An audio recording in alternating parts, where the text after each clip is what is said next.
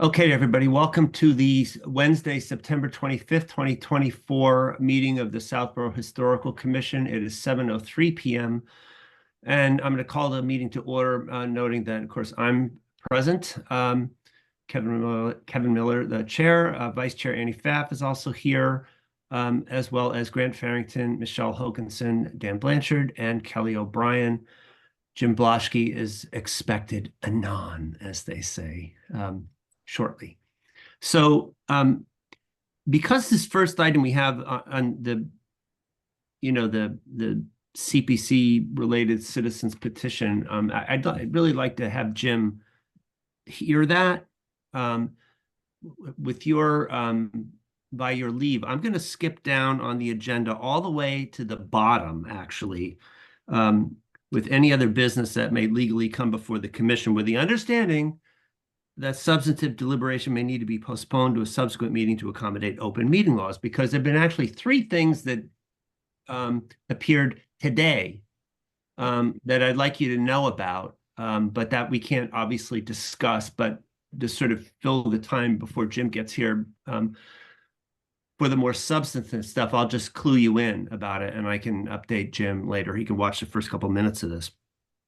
First of all, and this sort of messes up all the stuff that I've got. I got a lot of tabs open, organized. But the first is a very small bit of good news. You know, we've been working and doing a lot of talking about conditions in and around the town common. And of course, there's a CPC application and now co-sponsored by us and the select board relative to the fence around the common. And among our other concerns were a number of different signs, the Common Street signs, the fact that Common Street is now have been renamed. What is it, St. Mark's Street, you know, and other signs that disappeared and all that kind of stuff. Well, I can report a bit of good news on one score. Is if you recall, one of the ones we were looking for and looking at that disappeared during the sidewalk work was the James W. Burke sign. Remember, this was the one where James W. Burke was a World War I casualty. He was the first enlistee from Southborough. This was actually prior to America's entry into World War I.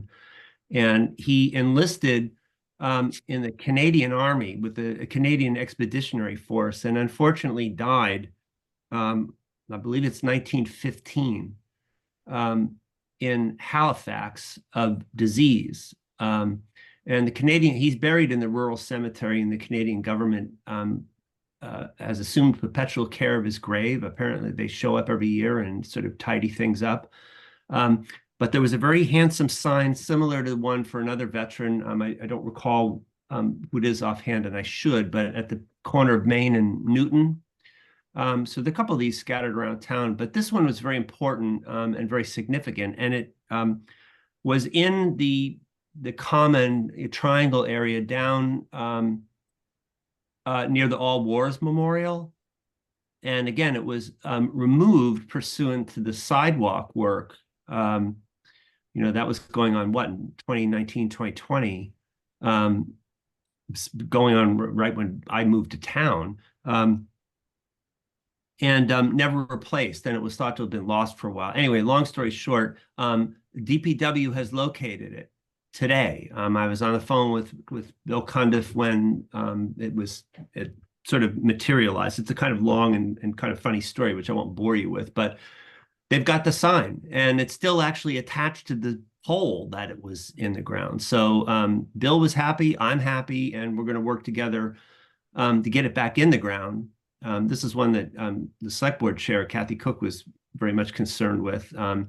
So I'm glad we found it, and it's in apparently good shape. It might need a little bit of restoration, but we'll get it into the ground, and I think we're going to go out and try to, I've got some photos that were like street view photos that were taken prior to the sidewalk work. So I think we can pinpoint pretty accurately where it was so that we can get it back in place. So that'll be one down. And then we have the Common Street ones, which is a little bit more complicated because they have not turned up yet.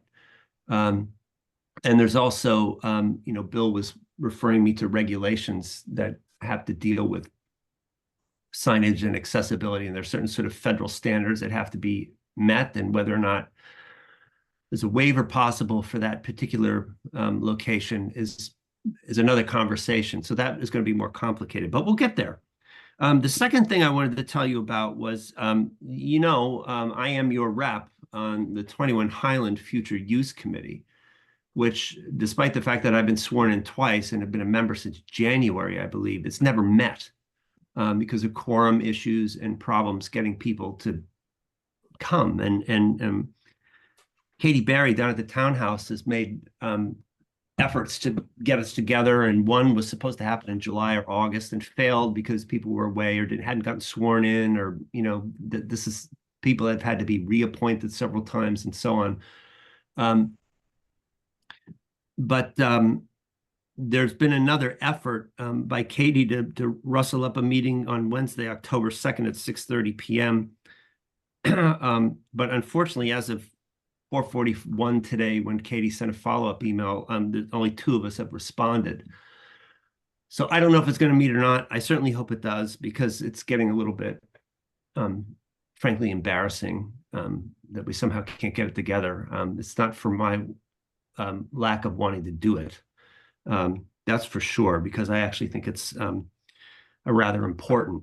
The third thing I'd mention, and then we'll just move on back to the regular order of business, because I'm not sure when Jim is going to get here, is that today I got a very interesting email from Christopher Donta, who is a senior cultural resources team lead at an environmental consultancy firm out in Amherst. And this was with regard to, they've been contracted by National Grid to conduct an archaeological survey of locations along the, I'm just reading from this email now, the E157 transmission line, which includes a small part of Southborough and its very northwest corner next to Westborough and Northborough. The line crosses into Southborough in a northeasterly direction north of Route 30, if you can imagine that. This is like going toward Almonds, near the Westborough-Southborough line on Route 30, crosses there south of Bigelow Road, crosses between number 11 and 18 Bigelow, then turns due north across the, watch it, it crosses what was, oh God, Bigelow Pond area that's now swampland, the Sawwink, the trustees of, all that swampland over there. Just think of that vicinity. Turns north across the Wachusett Aqueduct, cross Northborough Road, right? Like this is just west of 495, and goes to the Northborough Road substation, which some of you might be familiar with. Like if you drive to Algonquin the back way, that's what you see. The survey is being conducted in advance of the replacement of transmission towers and improvement of access roads, which could impact archaeological resources in the ground. He wanted to discuss this with me or commission members or anybody who knows anything about this stuff. The goal will be to gain insight into what is known about archaeological sites by town members in the hopes of conducting the survey with as much knowledge as possible. They've already reviewed the MHC site files and are conducting the survey under a permit from the state archaeologist, which would be officially, that's Brona Simon, and then Ed Bell I think has the title of state archaeologist. We've also reached out to the Nipmuc tribe, as well as federally recognized tribes in southern New England with an interest in Worcester County. So that's actually really quite interesting. And I called this gentleman, Chris Donta, and we had a pretty long talk this afternoon. It was quite interesting to me. And basically, I said to him, I'm going to try to find out as much as I can to sort of assist. And we're talking about the high tension easements, the right of way that draws these lines. And they're basically, what he said to me, the plan is to put in more robust towers through that stretch to essentially sort of storm-proof. And he actually indicated that I believe those are all wood right now, and they may end up being steel or some sort of combination. but it's basically storm hardening is what they're going to be engaged in, right? And so where they have to dig in the vicinity, they will do something that's not dissimilar to what was done in the St. Mark's Triangle. It's digging a series of test pits, soil sampling. Should they come upon it's not inconceivable remains, but more likely artifacts. If they happen to hit a farm dump along there, or if they again, there may be some suggestion of Native American habitation. It's not dissimilar. We ended up chatting a little bit about Greg Walwer in ACS, who did the dig in the former St. Mark's Triangle area. And he knows him and is familiar with the MHC people, and they've had to file with MHC, which will review all this work. But so they're going to be digging and investigating. Dan, you'll be very interested in this. They're going to be digging and investigating periodic points near where there will be disturbance of soil to make sure that nothing is lost. I mean, he's they're really committed. I said to him, well, of course, I imagine it's always easier when you find nothing, but a lot more exciting and fun when you do find something. And he sort of laughed and said, yeah, that's basically it. So stay tuned. He's going to keep in touch. I'm going to do a little digging around. I'm going to reach out to the probably Michael Wysong at the Historical Society and see what they've got in that Brigham Pond area. Brigham Pond, and we're going to be talking about a property in that neighborhood, the Ward Road, Bigelow, that general neck of the woods. Brigham Pond was, a real pond before it began to subside around the turn of the 20th century and ultimately ends up as swampland. So the transmission lines, I can show you a map, if I can bring this up without too much trouble, just so you have a sense of what we're talking about here. Yeah, this is going to be a little bit tricky, but I think I can pull it off. I'll just have to share my screen in a moment. Okay, we'll do this quick because this is not the main event by any stretch of the imagination, but gosh, there we go, sorry.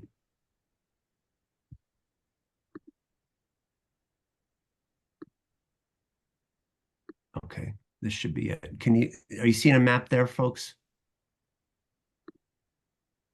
Can you see the map? Yep. Okay, thanks. Yeah, where we're talking about, this is the west end of town. This is Route 30 right here. This is, for instance, the line where a Bigelow Road, which is paved up to here, turns into like a dirt road. It's Walker Street. It looks like somebody's driveway, but it's actually a street in Westboro. This is a sort of Bigelow Pond area that's now just sort of swamp. Anyway, the high tension wires, you can sort of see it. Can you see that line right there? That's it's very light white where my cursor is running. That's where they come up from Westboro, cross over this swampland. And he says in this letter, this is crosses between 11 and 18 Bigelow Road, which is right here. I think that's 11, or that's 18, and that's 11, unless I've got it reversed. And the right-of-way continues. This is roughly running northeast. You can see over here it's 495. And I'm sorry, it's really difficult to move the map this way. You can still see the right-of-way. That's the cut through the woods. And then you're getting up here to, how Northborough Road takes as you drive toward Algonquin, it takes that real sharp turn up and over the bridge. And then you pass under 495. This is the substation. And here's where the wires come down, the high tension wires that they're going to be working on. And then in this case, bang, toward this direction, and now they're headed back toward the Ward Road, Bigelow Road neighborhood. So it'll cross, it impacts some. And he indicated that this is going to be fairly low impact kind of work. But they'll be replacing, and you can even see if you blow it up enough, where some of the current support towers are. So the point is where they're going to disturb soil in this area. So I said to this fellow that, this is mostly farmland that was around the turn of the 20th century started to be increasingly subdivided. So there are farmsteads, certainly right in this area quite a bit. And we're going to be talking about 6 Ward Road, which is down here. A little, again, near they run through this kind of swampland here. So there is potential discoveries to be had, but maybe not, and we'll see. And I wanted you to know about it because, again, this just came in today. I did ask him if he would consider coming to talk to us at some point to explain the work, because I think, I said to him there was a great deal of interest when we had the dig in the now what's Heritage Park. So it'll be, I think, kind of nice if when they come. Now, let me stop the share. Okay. Sorry for that digression. We were killing time, Jim, so that you were here for some of the main events. So let's get back to the top of the agenda, which is the second item of business, now that we're at full strength, which is discussion of the special town meeting Article 10, which is a citizen's petition concerning the appointing power, basically, over the Community Preservation Committee. And Grant had conveyed the fact to me earlier that CPC Chair Ben Smith and/or possibly Lisa Braccio were interested in coming to talk to us. And I actually caught part of the CPC meeting what was that, Grant? Last Thursday? Yeah, I was driving home from work, so I didn't get the whole thing, but I saw some of it and kept watching it when I got in the house. And they, again, sort of kind of, I think, directly addressed me at one point, because I think they could see that I was in the audience by then, and said, can we come talk to you? And I had previously said to Grant, and I said it again, that sure, we want any committee that ever wants to come talk to us, we're willing to listen. So it did, it turned out, I guess, that advisory is also scheduled tonight. I believe they start at 7:30. So I think, and rightfully so. I know I saw Ben in the gallery briefly while I was yakking about something a few minutes ago, but I think he and Lisa are kind of focusing their attentions on advisory tonight. And so Grant was tasked by them to sort of, because of course Grant is historical's rep on CPC and has had a ringside seat for all this, to sort of explain to us what the deal is with this proposition, and knowing that we were going to have some kind of CPC speaker here tonight. I did just for the record. I see Sam Stivers of the select board is in the gallery, so he may or may not want to talk. But I did reach out to Kathy Cook, select board chair, and say, we're having somebody from CPC. Do you want to send anybody formally to present the other side? Because basically this is boiled down to the CPC on one side and the select board on the other. And she indicated that wasn't something she really wanted to do. So that's where we're at. Sorry for the big warm up. Grant, do you want to just take the floor and tell us what CPC wants us to know?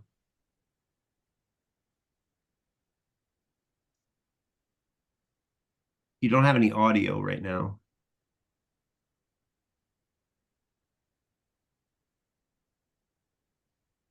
Yeah, you're not, I don't see you muted, but your lips are moving, but we can't hear anything.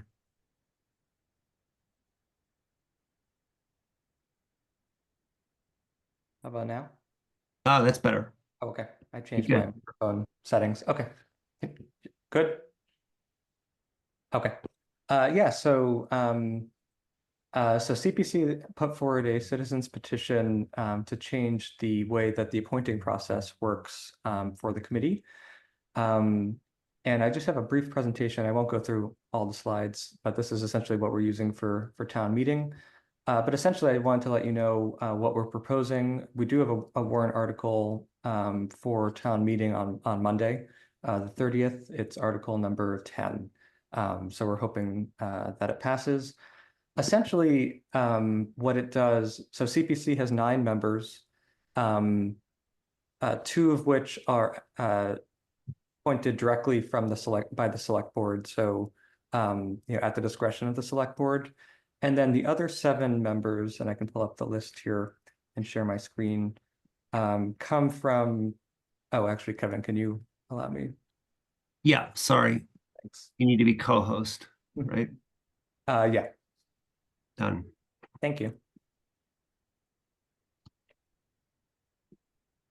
I'll just... I know there's a lot going on this slide, but this is just showing the different the makeup of the committee. And so we have one from historical, of which I'm the rep, Housing Authority, Conservation Commission, Planning Board, Rec Commission, Open Space Preservation Commission, and ShopC. And then, as I said, 2 that are appointed by the select board. And the goal of this, the change that we're seeking to make, is pretty simple. Essentially, most communities, and in fact, Mass General Law, in which Community Preservation Act is a part, only require that essentially each of the nominating committees that kind of formed the Community Preservation Committee actually nominate their reps to the committee. So an example of that would be, historical voted to allow me to, serve on CPC, and then essentially I would be the Community Preservation Committee rep. Currently, the way it works is that historical votes, again, as an example, me to be the rep on CPC, and then it has to go to the select board, who then has another step of, having essentially a second layer of appointing authority. And so when we looked at other cities and towns, we realized that that's really quite uncommon. So of the 196 towns that have CPA, 175 of them follow just Mass General Law as written, which is what we're seeking to do, which is 89.2%. And then, only 21 kind of do what we do, which kind of adds to the select board as a secondary, I guess, appointing authority. So what we're seeking to do essentially, and really all the changes that we're seeking to make are on this one slide. Oh, sorry, 2 slides. Nope, yep, 1 slide. Is currently the language reads, the committee shall be appointed by the select board and shall consist of the following members. And then it goes to list off each of the committee members. And we're seeking to change it to match Mass General Law, which is that the composition of the committee, the appointment authority, and the term of office for the committee members shall be as follows. And so really, for us, this, again, just kind of seeking compliance with the law, but also we've had trouble on CPC with some of our seats being filled by the select board, even after the relevant committees have nominated someone. We've had 2 instances in which they've been kind of rejected by the select board, which, given the previous process, it was kind of just a pro forma action by the select board to approve whoever each of the committees represent. So this is really just trying to kind of make it align with Mass General Law, and also I think kind of better positioned with making a kind of an independent body, which CPC is intended to be. And I'll just say that the kind of the pitch that we're making is that each of the committees know their representatives better than the select board really, you know me, and so we're hoping that you'll support this change. And the article actually. So currently, um, 5 of the 7 committees that have seats on CPC have supported this. The current outstanding is us and Boston, or sorry, the Housing Authority is the other one. Housing Authority may have voted, but as of our last meeting, it was us too. And as Kevin said, Ben and Lisa are making the case to advisory tonight, and we hope to get their support as well. So that is pretty much it. I'll stop the share unless you guys want this slide up. Okay. I'm good. Yeah. So part of this is, Grant has obviously followed this very closely, and I have as well. I'm good. And I'm not. Part of my question to the rest of the group is, how closely you followed it, and this is it's a complicated situation, and it is, I think, Grant, fair to say, politically fraught, because really what it boils down to is, at least in my view, because this is very fresh, and the impetus for this is the select boards, with what, in the case of one, correct me when I'm wrong here, Grant, in the case of one, it was the direct withholding of approval of a nominee to CPC. And in the second case, it was that the person in question was not reappointed to the underlying committee, which then voids their seat on CPC. Is that correct? No, actually, in both cases, it was directly rejecting the seat on CPC. Yeah. So that the second one, that was the one, if I was unclear about the underlying seat. So it was basically, okay, I stand corrected on that second point. For me, Kevin, I don't necessarily view it as politically fraught. I think when I think of CPA, and I believe, the evidence backs this up, that the purpose of the CPA and the intention behind it was essentially to have an independent revenue stream that isn't, that's separate from the general funds to fund, affordable housing, historical preservation, recreation, and open space. And so for me, I think it's really just kind of aligning it. Yes, it did stem from those couple of meetings, one last year, one this year, but it's really aligning it with Mass General Law. Currently, our bylaw does something that is not required by the law, and I think actually harms us as a committee and as a community. And so I think for me, it's kind of restoring CPC's independent nature, which I think the intention of Mass General Law and having these 7 committees appoint on the committee was intended to do that. But that's just my position. Yeah. Well, I before I say anything, I'd like to hear what other people have to say or what they want to ask about. Can I ask one question actually before we just go around and see what people's thoughts are on this? Is that I'm still somewhat confused as to why this was brought at a citizen's petition by an individual member of CPC and not as simply a warrant article by CPC, because I've looked into MGL on warrants, issuance, contents. This is Chapter 39, Section 10, and I didn't see anything that would hamper those that want to bring this forward if it had been done by CPC as a group rather than as a citizen's petition. But again, I'm subject to correction here. Yeah, so the citizens petition, it was the committee that did the citizens petition, so it wasn't just, Lisa is technically the sponsor, but it was actually, I believe it appears in the warrant as a, by the committee is sponsoring it.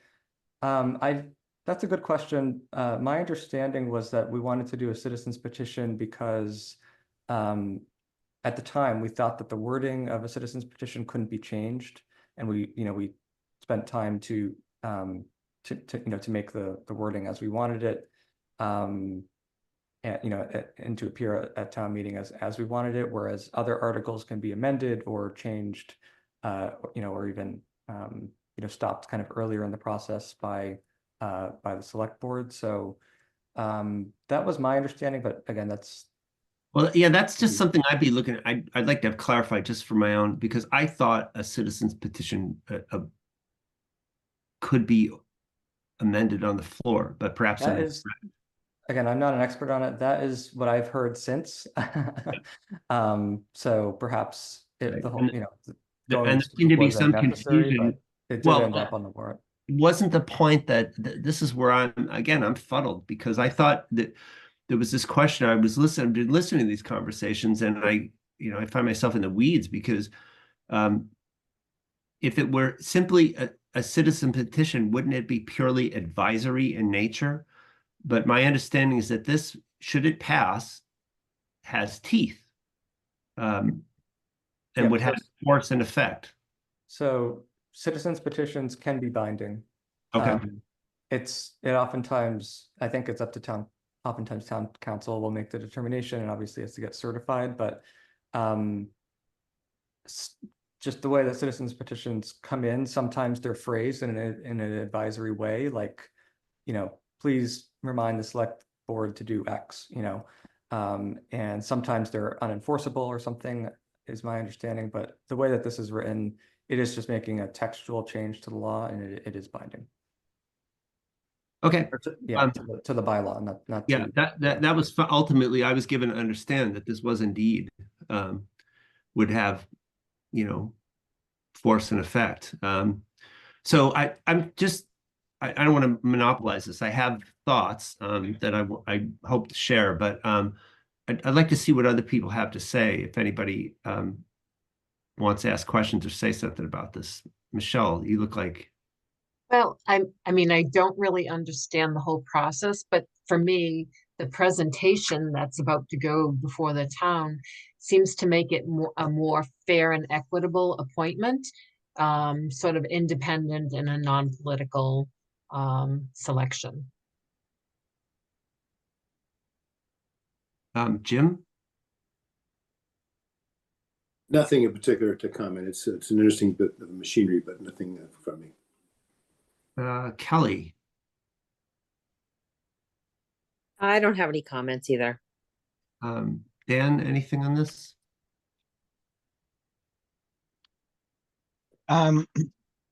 Nothing firm. I think I like the use of the word independent that Grant used, because it is not a political, but a community organization, which I think this kind of streamlines that and makes it more community oriented. But that's I'm still got a lot rattling around. Annie, do you have any? Yeah, I am generally in support of this. I like you, Kevin, I do question why it's a citizens petition rather than just the CPC sponsoring an article, which I think the optics of that might be a little better. But I'm generally in support of it. I think it makes a lot of sense that we would be trying to, align our practice with the Mass General laws. So, I don't object, in any way to it. What I would say about it is that, first of all, the legislation, this is chapter 44B, section 5 on community preservation members. What it says is that the committee shall include but not be limited to, and it lists off, 1 member of conservation, 1 member of historical, and goes on in that manner. And I want to get this exactly right. The committee shall consist of not less than 5 nor more than 9 members. The ordinance or bylaw that is adopted by the town shall determine the composition, the length of the term, the method of selecting its members, whether by election or appointment or a combination thereof. And Grant, tell me when the initial Southborough passed the local CPC. I had that date, and I want to say 2003 or 2004, but somewhere early 2000s. Yeah, and Southborough, of course, is a very early adopter. One of the points, the proponents of this petition, some of you might have seen this, and there was a piece of my Southborough that covered in and linked out to Lisa Braccio and Ben Smith produced a little video, sort of making their pitch for this. Part of my and so the initial Southborough bylaw, right, made for the underlying committees put forward their chosen rep, and then the select board has the power to, approve or not. And Grant, this is fair to say, right, that what Ben and Lisa and the proponents are advancing is that most communities in Massachusetts, went a different direction, where the underlying boards or committees make their send forward their representative, and that's the end of the story. That the select board has no right to, other than the 2 seats they control directly, to say thumbs up or thumbs down. And that's really the thrust of what CPC is looking for. They don't want the select board to have essentially veto power, which, so far as I know, has never been exercised prior to some of the recent events. Is that correct as far as you know, Grant? Yeah, that's my understanding. And I think that's a good way to describe it. And so the impetus for this is directly motivated, and this is partly where I have, quite frankly, my own personal reservations about it. I happen to have been either present, watching on a Zoom audience, or reviewed the meeting afterwards, all of the interactions that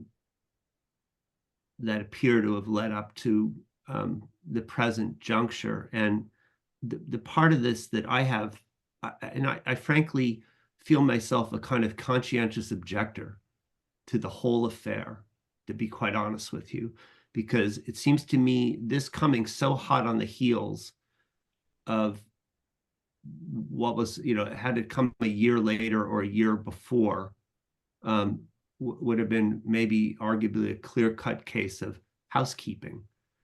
Here it has, to my eyes, at least some measure of side taking. And what I would say is that this is not my fight and not my battle, and I'm not interested. And in fact, I'm a little bit, really, quite honestly, philosophically opposed to the whole notion that things need to be this way. And I just look at the way the Historical Commission reps to CPC, while I've been chair and while I've been a member of Historical, which would be Annie and Grant, have conducted themselves, which is as pros, prepared, composed, articulate advocates of their position, able to get along with everybody, and doing the job the right way.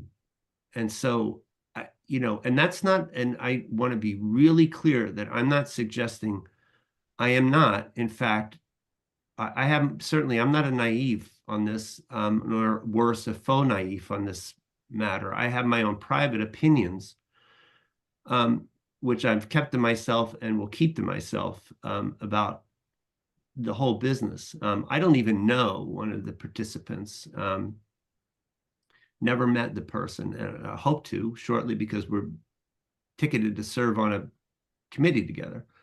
But have no opinion really, at least publicly. But it does feel like, you know, I mean, that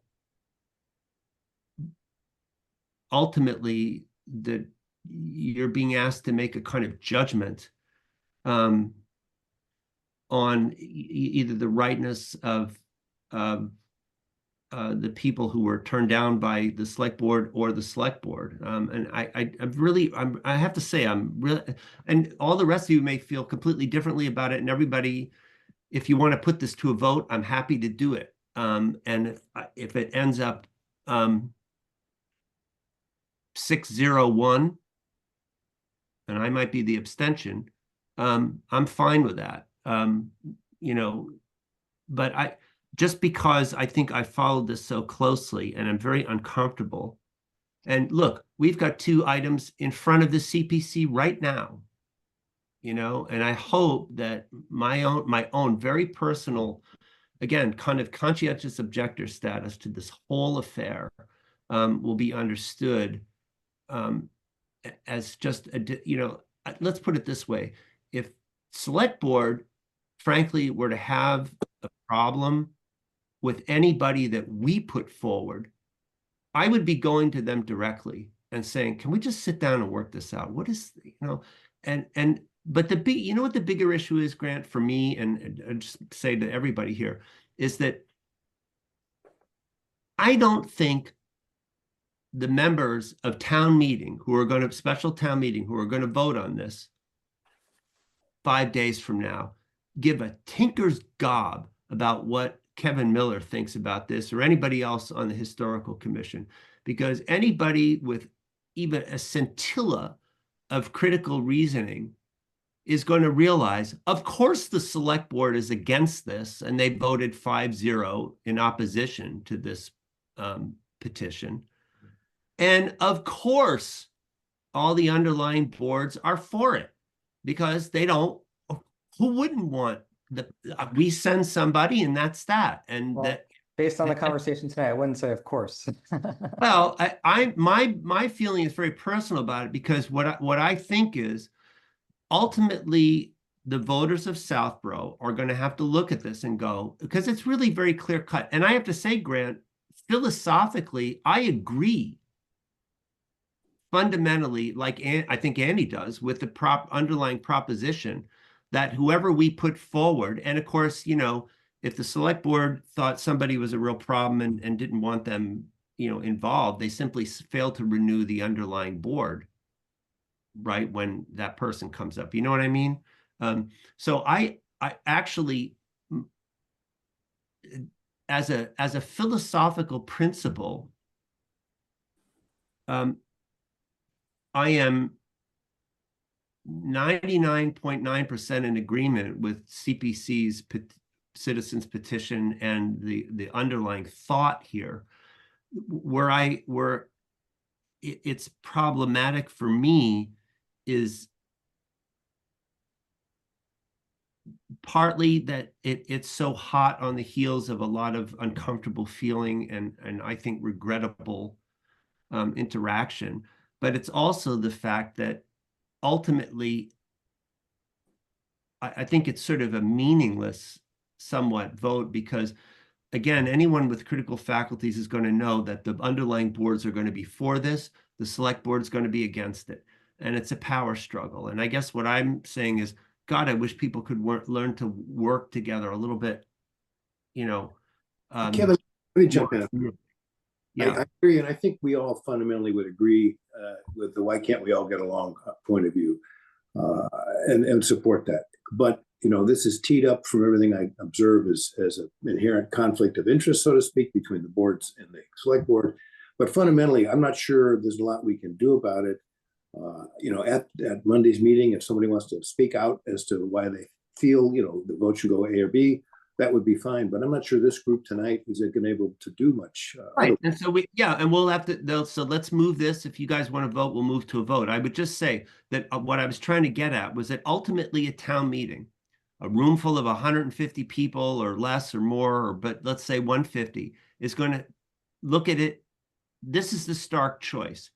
Do you want the CPC to be dominated by the nominees, direct nominees of boards without any, I wouldn't say oversight, but without the veto power of the select board, or perhaps because there are, many millions of dollars at stake and involved in this, do you want the added oversight of the select board, yes or no? And people will just decide regardless of what we vote. So I'm happy to take a vote. And like I said, philosophically, I lean toward the idea that having appointed all of us, let's say to historical in the first place, you ought to trust the fact that we think Grant is a great representative at CPC. And of course they do. They approved Grant and would reapprove him again in a heartbeat. But you get my point, right? Like, what is it you want to take a vote on? I guess I'm confused. Well, the grant is asking, CPC is asking us to vote whether to support this article or not, whether to support the citizens petition or not. And again, all I said was, philosophically, I do support it. I have some serious reservations about the circumstances surrounding it, and that's not casting judgment in any direction whatsoever, but simply to say that I don't think this is my thing, and I don't want to be perceived as taking sides, because I've just tried to run our little world over here as one where we listen to everybody and try to get along. And if we disagree, fine, let's shake hands and let's move on to the next project, and this does, to my, maybe I just have seen too much. It has an air of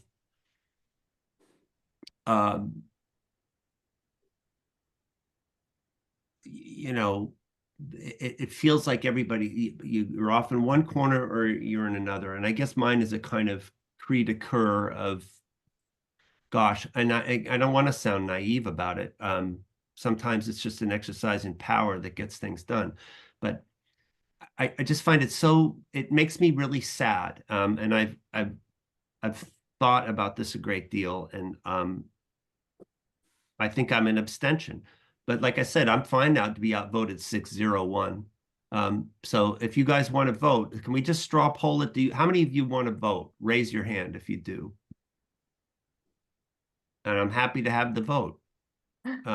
So 2, Jim, Annie, Kelly, Dan, yes. I just want to clarify, I don't mean to force any uncomfortable behavior. I'm just acting as a representative for at least on this matter from CPC tonight. I'm sure Ben and Lisa could have made a better presentation, but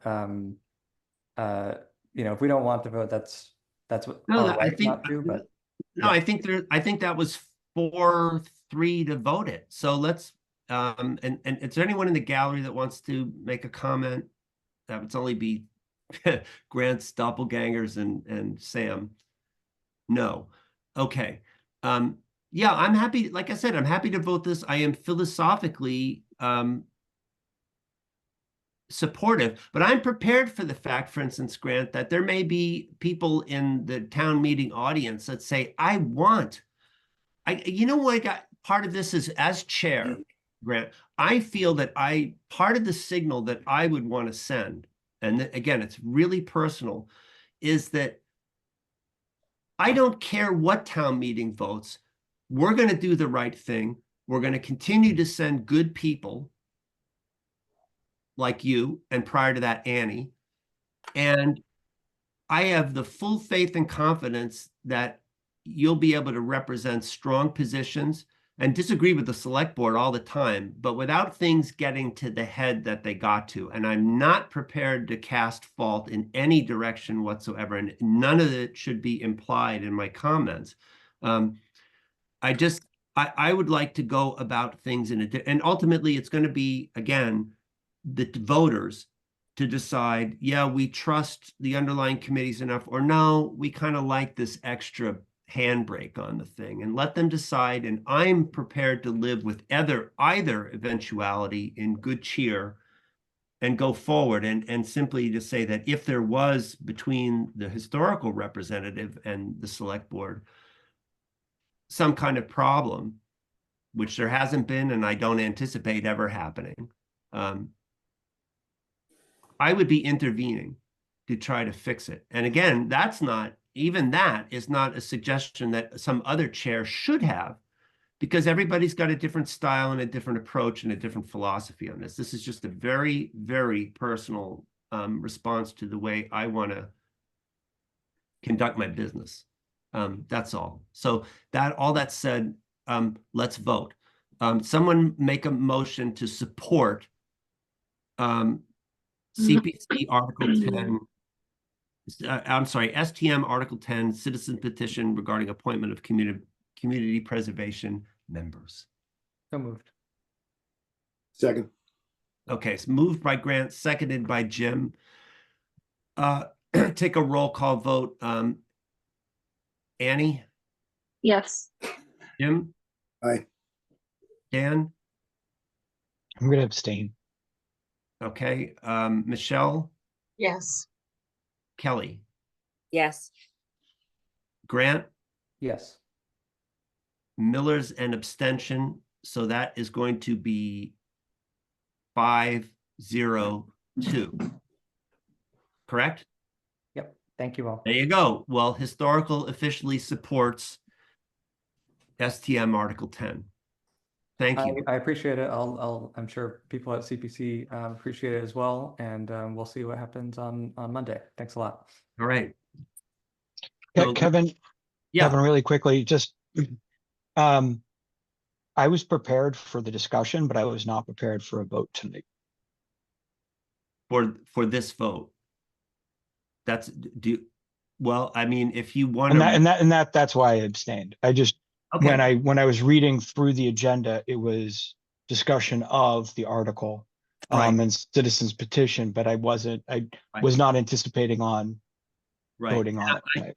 I didn't list it as a vote because I was unclear. I thought it would be fair to kind of test whether or not Okay. historical wanted to vote. If you would like, I mean, we do have the option to have a pre-STM meeting. I'd have to file an agenda by tomorrow, I believe. No. That's okay. Okay, fair enough. But in any case, frankly, Dan, your vote would not have changed the outcome. No.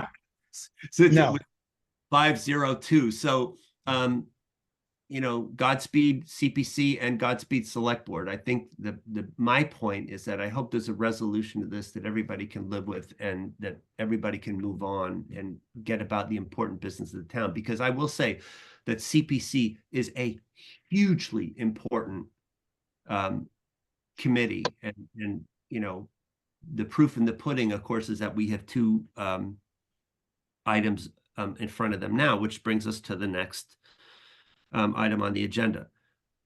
Matters concerning the rural cemetery water tower. How about some good news, friends? You prepared for that? I would like to share my screen with your indulgence momentarily. If this will work out. All right. To show you, can you see it? That is the sign. It has arrived. That is a photo taken in Chris Leroy's office over at DPW, and I didn't do a great job with the photography, but I was ripping open that box just about 25 days ago. I think it came on September 1st. And like a kid at Christmas, it looks really spectacular in person. It's like beefy and quite good looking. So that is exactly what we voted on and approved. And like I said, man, it looks great. Like in person, it looks better than it looks as good as the National Register signs. Like it was the same company, and it's in that kind of quality. So Yay. I'm super excited about that. I got to get back out of the screen share.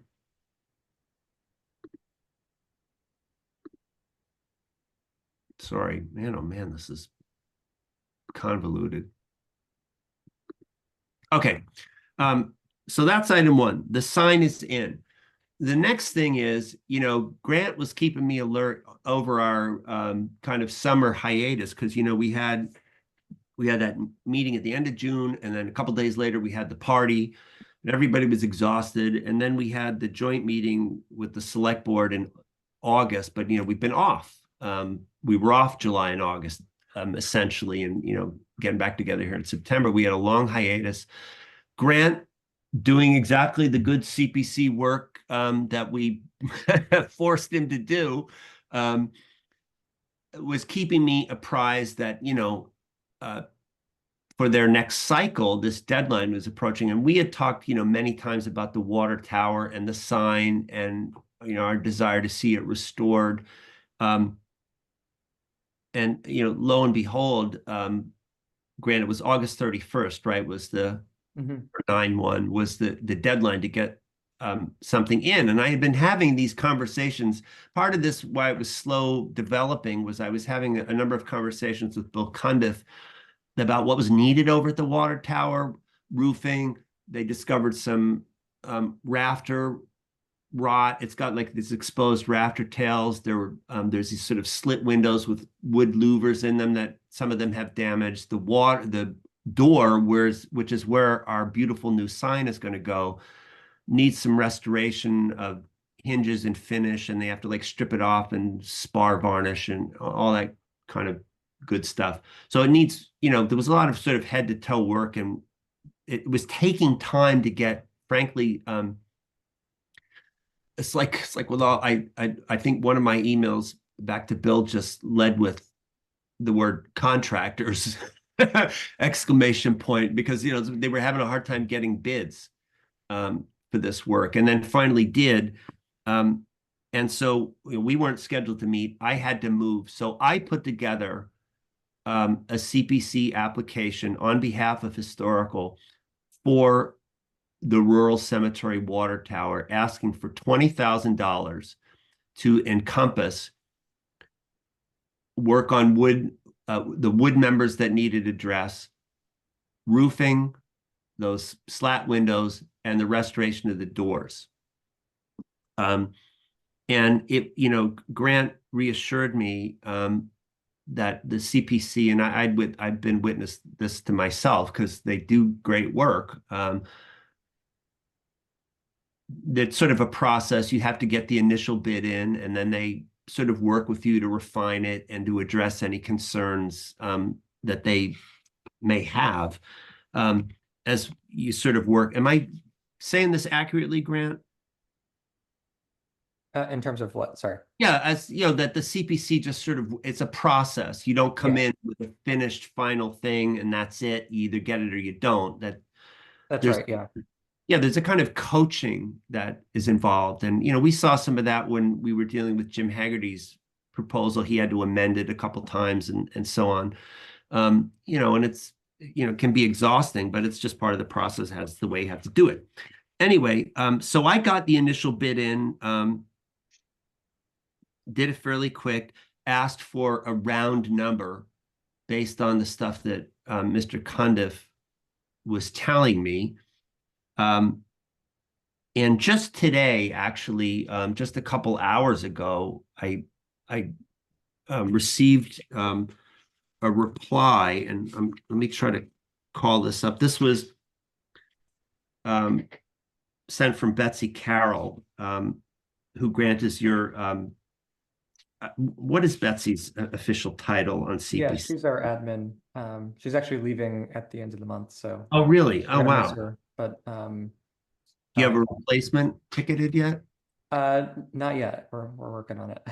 Well, so Betsy sent a letter, asking a series of questions. This is an estimate for roofing, but there's a lot of unknowns. Agreed. Would like more information regarding the rot in the rafters. 20,000 is listed as minimum cost. What is the top cost? Well, there's one.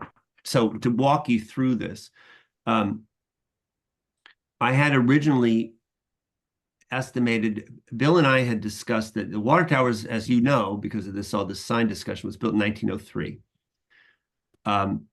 Asphalt shingles were only invented in 1903, and based on conversations with several different people, we're fairly confident that the roof would not have been slate, but would have been cedar shakes. I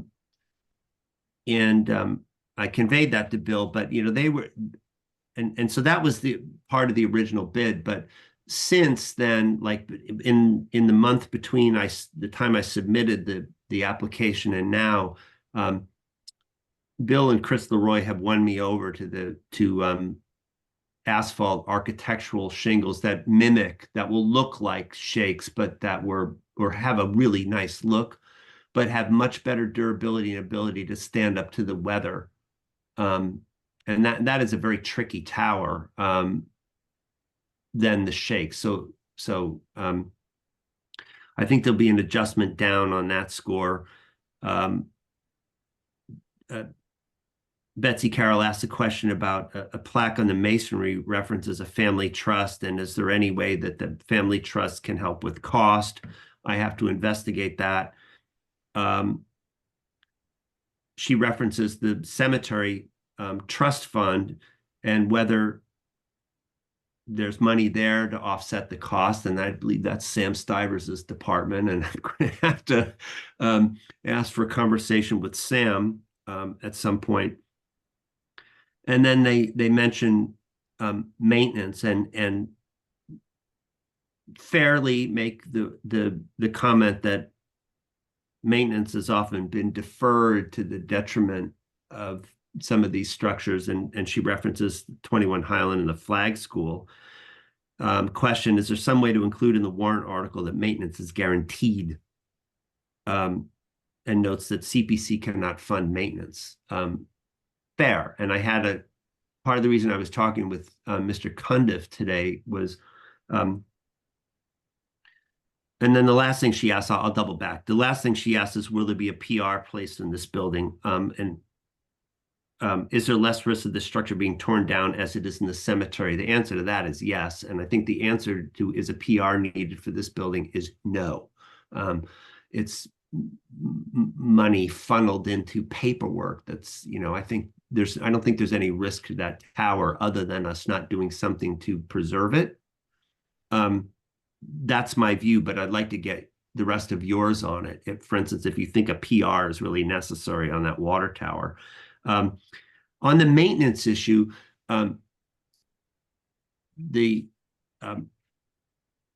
Bill and Chris had at one point suggested that actually replacing the doors. We came up, Bridget Galaney, who many of you know from her many years of work, the rural cemetery, and she's now at the transfer station as sort of this encyclopedia of knowledge about the rural cemetery. Produced and sent to Bill, and he sent them to me, a wonderful photo of when the present doors were actually installed. This is really cool, actually. I can bring this up. There they are, when they were being put in. And that's only 15 years ago, believe it or not. And those are oak. So anyway, at one point, Bill and Chris were floating the idea of maybe fiberglass doors, like replacement doors for that. And I said, Grant, back me up on this. I said, there's no way in holy heck that CPA funds are going to be used for fiberglass, replacement doors. And he got it. I mean, he's like, oh yeah, right. I said, I know that the CPA requirements that CPC has to abide by are quite stringent. Correct, Grant? Yeah, that's right. Yeah. Yeah. So it would have to be a restoration. And so he's good with that, but that will bring I think the only thing we need to work out at this point is the extent of there is some rot in those rafters and how much. I don't think it's that much, but Grant, this is where I'm really going to need your help and the rest of CPC to sort of guide this in and let's help, to work to firm up the numbers better. Yeah. First, I'll just say I think CPC seemed very supportive of the project. Just thanks for submitting it, Kevin. I'm trying to get all the applications on the CPC website, so I'm not sure if everyone's seen it yet, but you should be able to access it there. In terms of the $20,000, that was just because, well, first we want just like a better sense of the cost in general, but also if we're going to fund it, we'd like to give you enough money so that you don't have to come back to town meeting. So I don't think it was necessarily a concern that it was $20,000. I think it was, if it actually ends up costing 35 or, something like that, then you don't want to have to come back for the extra 15 in a year from now and start using it in 2027 or, something like that. So, yeah. Yeah, that's helpful. And I think, I'm sure Bill Cundiff will appreciate that, that I just have a tendency to want to squeeze it down to as small as I can get it, on behalf of the taxpayer of Southborough. But, so I think we're on a good path with this, everybody. But one is, I neglected to send out, and I should have, the completed application. But that's the thrust of it, is that for starters, I explained what we need to get this water tower in a position so that it's worthy of this beautiful bronze sign, explaining what it is and that it needs roofing, some roof truss work, some window work, although there are no windows per se in that structure, not of glass, they're louvered, like arrow slot kind of windows, and then the restoration of the doors. I put out the number of 20,000. That's going to be subject to some massaging. I've been back and forth again with Mr. Cundiff a number of times on this, and I think we're on a good path. But what I would like to do is get actually, now that we're back from our little summer vacay, the Historical Commission to vote, because I think, Grant, my view was that would be a good idea to have an official vote from Historical that this is our project, even though I got, sorry, I got the cart in front of the horse a little bit because I had to get the thing in by the end of August. Yeah, I think that's prudent. Also, typically, we require 2 votes anyway for historic projects, not necessarily, from the Historical Commission, but one is a vote that it's historically significant to the town, and then later, one is just whether or not you support it, and then the other is if the object or building is historically or architecturally significant. So I think just by sponsoring it, that kind of satisfies the first requirement, and then later, if we need to take a vote on, determining that it's architecturally significant, we can do that at a future meeting. Which I think is a no-brainer kind of slam dunk. Yeah. Choose your cliche kind of thing. But so does somebody want to then make a motion that the Historical Commission, is, how should we put this, officially asking the Community Preservation Commission for funding, current amount $20,000, for the restoration of the Rural Cemetery water tower, which we have, through the graces of some ARPA funding and the good graces of the Select Board. So this is where the thing is, right? Just remember, we're asking for CPC for money to fix this tower, that the Select Board granted us money to commemorate it, which is, why I feel, not to go back to the other thing, but so strongly a desire to kind of thread the needle of goodwill among men and boys, boards is what I meant to say. You get the idea. So does somebody want to make the motion that we are supporting officially the CPC application for the Rural Cemetery water tower? So moved. Thanks, Jim. Second, And Okay, second by Annie. Roll call vote. Miller's aye. Annie? yes. Blaschke? Aye. Blanchard? Yes. I'm going with last names right now. Hokinson, yes, O'Brien, Yes. Barrington, Yes. 7-0. Thank you, friends. We're officially on board with the water tower restoration. Okay, now we've got historic house sign program. And again, some good news at the top of this, multiple bits of good news. You know, since we revived the program through Signarama, and Annie's doing the design, it goes to Signarama, they make them out of the the PVC and the machine printing and all this stuff. We have given out 1, 2, 3, well, there's 6. The initial 6 prior to when we had this light bulb go off about donations, right? So we refired up the program. The first one we gave out was the Andrew Sellers house at 28 East Main. Then we did 7 Pearl, that's the A. Sullivan house, 19 Oak Hill, J. Temple house, 47 Central, E.J. Stone house, the N. Carter house at 269 Corderville. Mine got in there, 18 Lattisquama, Ferris H. and Mary Haviland house. And now recently, we had 2 more come in under the new, ask that people donate. And I will say we had gotten an initial donation way back in June by an applicant that we are finally going to get around to, I hope, confirming tonight. My donation got logged in, I think, at the end of July. And I'm told that a third one is in processing right now from one of the 2 that have been delivered in the last, 2 or so weeks. Grant and I went down and presented to the owner the sign for the F. Bird House at 3 Prentice Street. That's down Southfield area. That was a good time, wasn't it, Grant? It was. Nice. Pleasant, it was a nice afternoon. We were both pretty happy. We chat with the owner, and then the other one that's been delivered is the Reverend Dr. Andrew Bigelow house at 22 Main Street. And that was one that really, because the way it's worded, was a real beauty.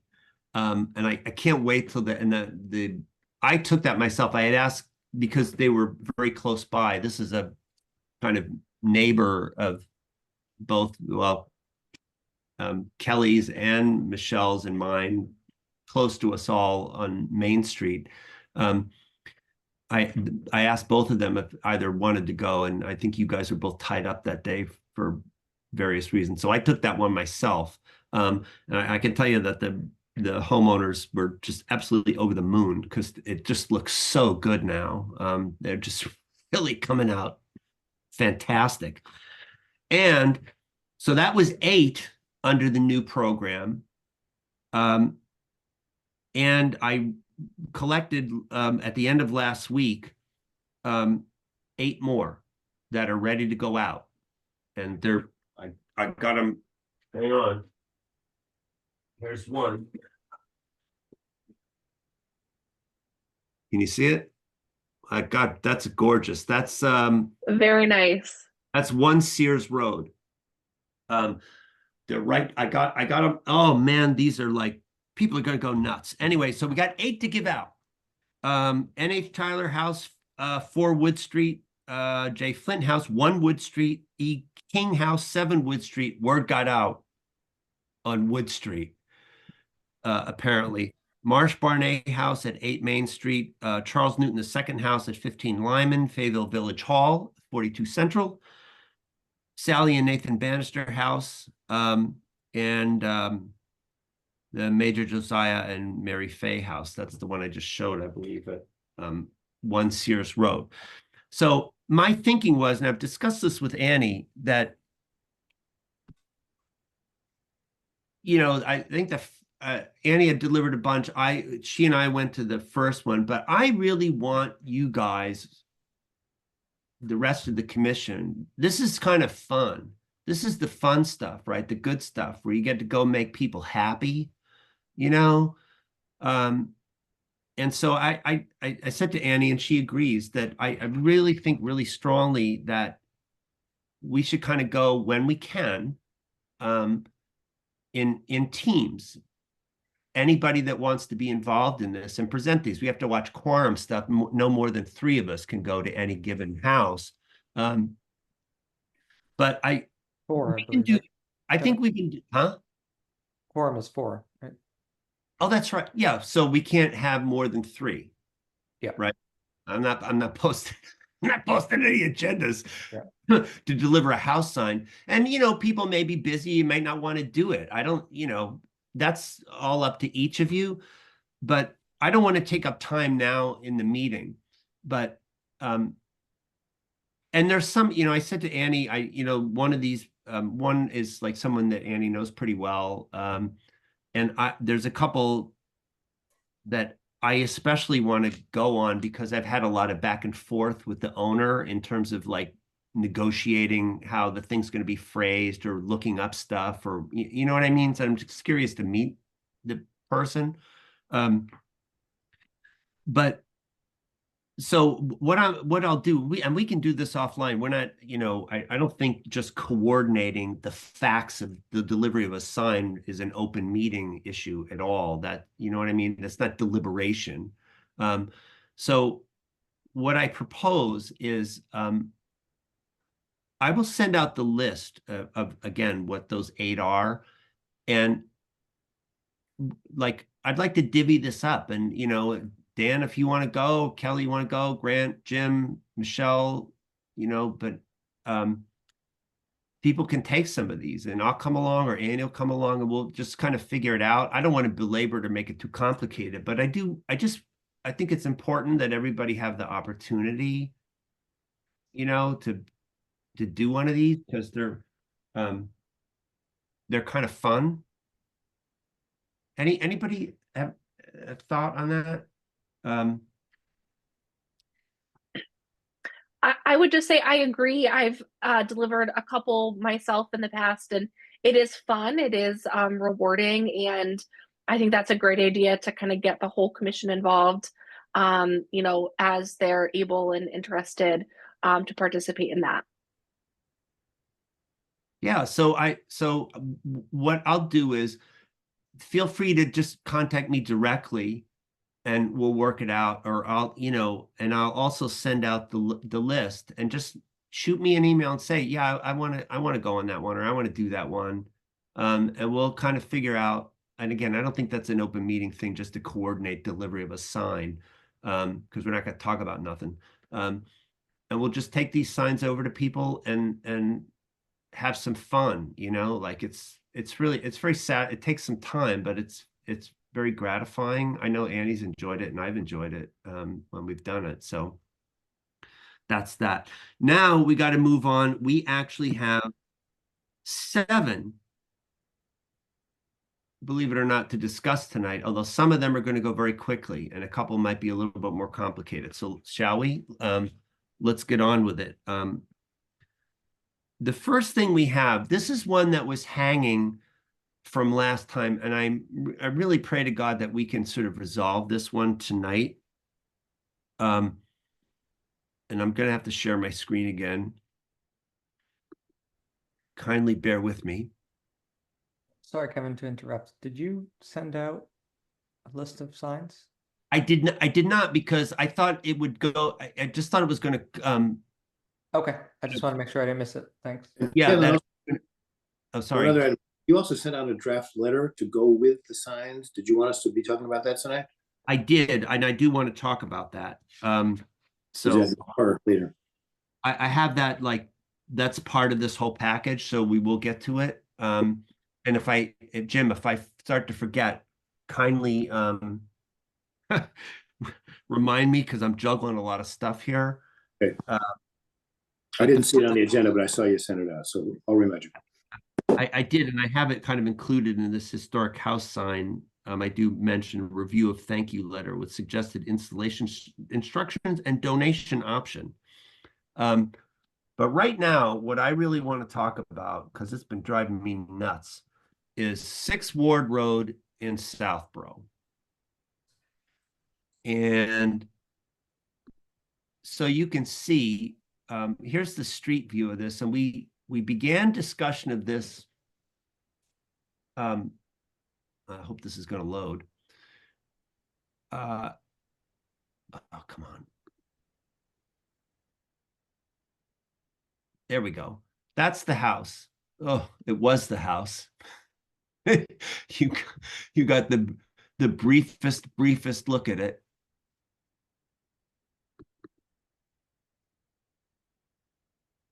Okay. There it is. That's the street view. And I had proposed at our last meeting this as the Francis D. Bigelow House. It is listed in the Macris without a name, and circa 1920. Patriot Properties, the property tax database, of course, has it as 1915. This is covered in it's SBRK. That is the Brigham Pond area. We were just discussing Brigham Pond, or I was just talking about the Brigham Pond area at the beginning. That's where the power line work is going to happen and the archaeological dig and whatnot. And what I said to you, the owner here is he's only we believe the third owner of the house,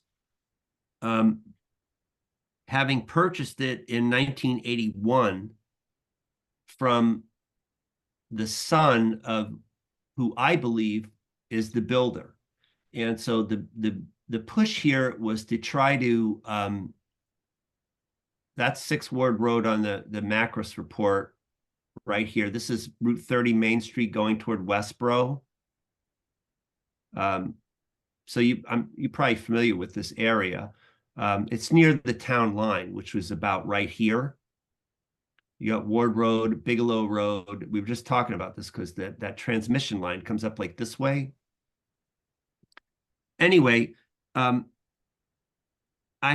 said that I was 90% certain, but couldn't be absolutely sure at that point. And I think, Grant, you suggested that we defer. And so we did. And I went back into this, and I want to give some credit to my long-suffering wife, who also contributed greatly in research to this. Again, generally our policy is not to go much beyond the Macris, and if there's some problem with naming or dates, that's up to the homeowner to go down to the Worcester Registry of Deeds if necessary and try to pin it down. This particular applicant has some personal circumstances that make that quite difficult, and so frankly, as a personal, I don't know Mr. Fortin at all, never met him, but just as a kind of personal cause, I guess, my wife and I took this on and tried to figure it out. So having spent a lot of time on this, the Brigham Pond area is quite interesting because it's agricultural land. It started to be divided off rather aggressively toward the end of the 19th century and into the turn of the 20th century. And so, for instance, in 1909, Mary Boker sold land to Daniel F. Bigelow, who is the father of the gentleman who I believe bought the house. And then it gets very complex. But to make this as simple as I can, Daniel F. Bigelow built a very large house that appears in the Macris at 14 Ward Road, which is right here. It's set back. It was later used, so if I recall, as a kind of old age home. It's a quite large house, and in the Macris, that's circa 1912. Okay, that's important. Circa 1912. Then you go to the son, Francis D. Bigelow, who I believe is the builder of the house, and you start tracing things in the census. And, you know, for instance, in 1910, his address is 76 East Main Street, which is a little bit sticky because there is no 76 East Main Street in Southborough, but that could have been Westborough, because again, the town line over there, and there was that Westborough's since been renumbered, and so it's very difficult to know. But then he next appears in a census in 1917 and 1918, living at Otis Corner as a single farmer.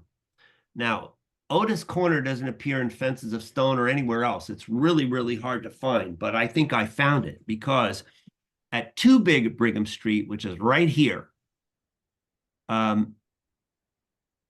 a farm owned by one Otis O'Leary at the turn of the century at 2 Brigham Street. So, you know, when these streets weren't even named at this point, but this would have been known quite possibly colloquially right around here, this corner as Otis Corner. Then Francis D. Bigelow in 1921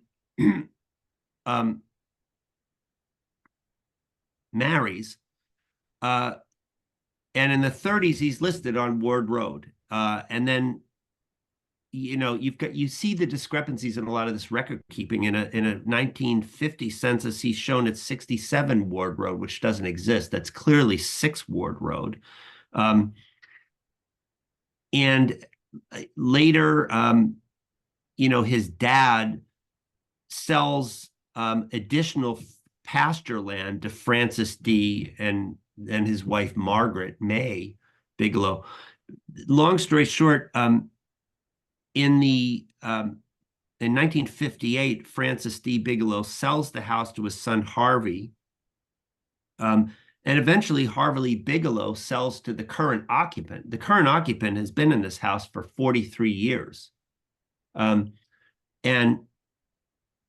anecdotally, Mr. Fortin, Andre Fortin and his wife tell me that they're quite certain that the father of the man they bought it from built the house. And every bit of documentary evidence that I can find points to Francis Bigelow.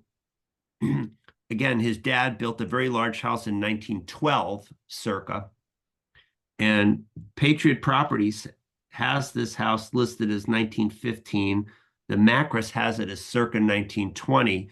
He's listed in the census by 1917-18 as a single farmer living what clearly is a corner colloquially named after this Otis farm that owned 2 Brigham Street.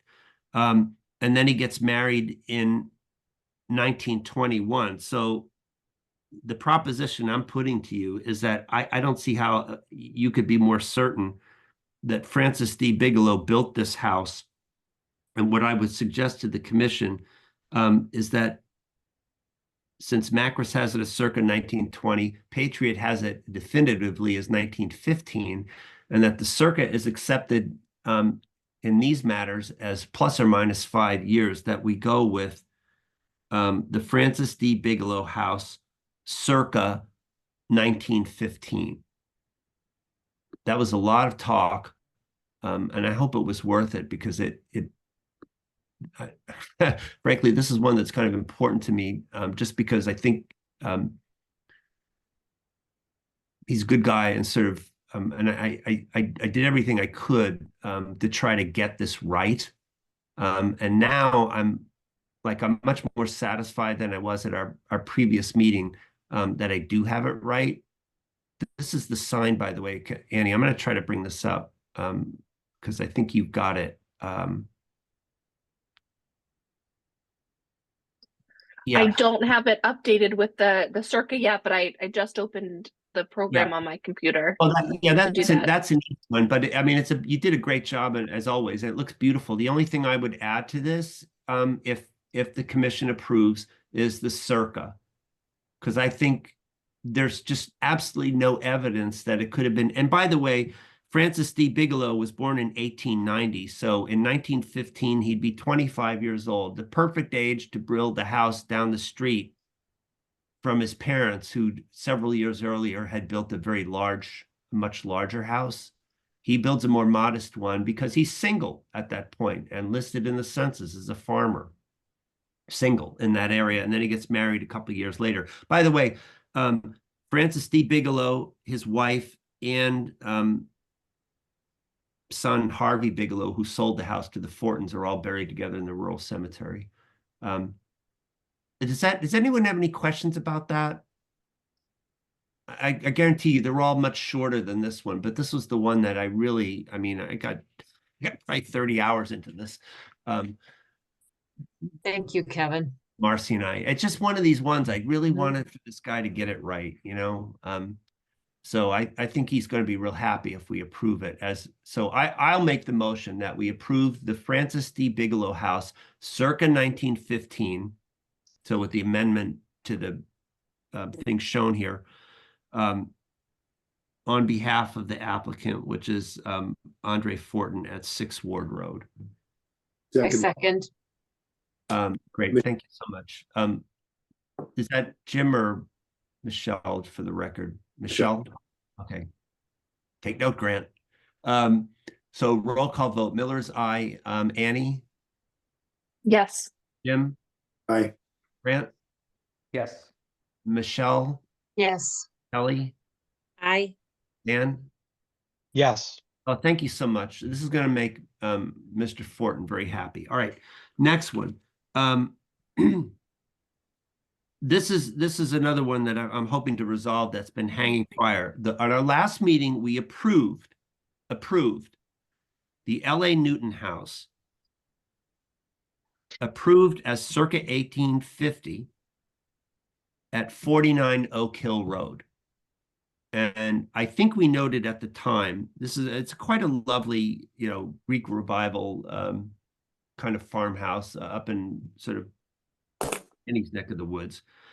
And I notified the homeowner, the applicant, that we had approved it and sent the art. And she came back to me, said, I really, Patriot, again, we approved circa 1850. Patriot Properties lists 1845. And she felt very strongly about the 1845 thing. And I said, and I explained, I said, at times when we found that the discrepancies are not uncommon between Patriot and the Macris. And what we found is, at times, the Patriot, when it's an earlier date in Patriot, it may represent a land transfer, but not a building. It may, when there's a big discrepancy, it may represent a home that's no longer extant, something that was torn down or burned down or replaced. Sometimes when the Patriot date is later than the Macris, that was the case with my house. It represents the first time the builder owner sold the house after it was built. That was the case again with my house. That's why there was a 12-year discrepancy, although mine is still a circa sign because we're not entirely sure what year the house was completed. I also explained that the circa again is generally accepted as 5 years, plus or minus. But the more I've seen of these things, and I've been through now, 24 of these, and the more I look at this stuff, the more I think a reasonable compromise in this case, and I should try to bring this up if I've got it. This is going to be, well, we don't need to really see it. We've approved the house sign. The point is, again, Macris says circa 1850. Patriot says 1845. The homeowner feels very strongly about 1845. What I would suggest to try to resolve this one, and I think it's pretty reasonable, is simply circa 1845. Because that would still cover us on the 1850 thing. Mhm. You know what I'm saying? Like, just put give the homeowner the 1845 they want, which I don't think is unreasonable. And may well be correct. But put the circa is when you're not sure and you got a range, that's what that indicates. And offer that. Any thoughts on that? Does that seem, again, I'm just trying to be reasonable. Yeah, Annie. I do think that's reasonable.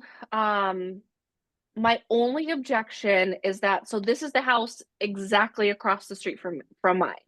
And my understanding is that ours were built at exactly the same time, maybe give or take a couple years. Mhm. And I had this same conversation 7 years ago when I was applying for my sign, and Kate Battles told me very strictly, we go based on what's on Macris. Right.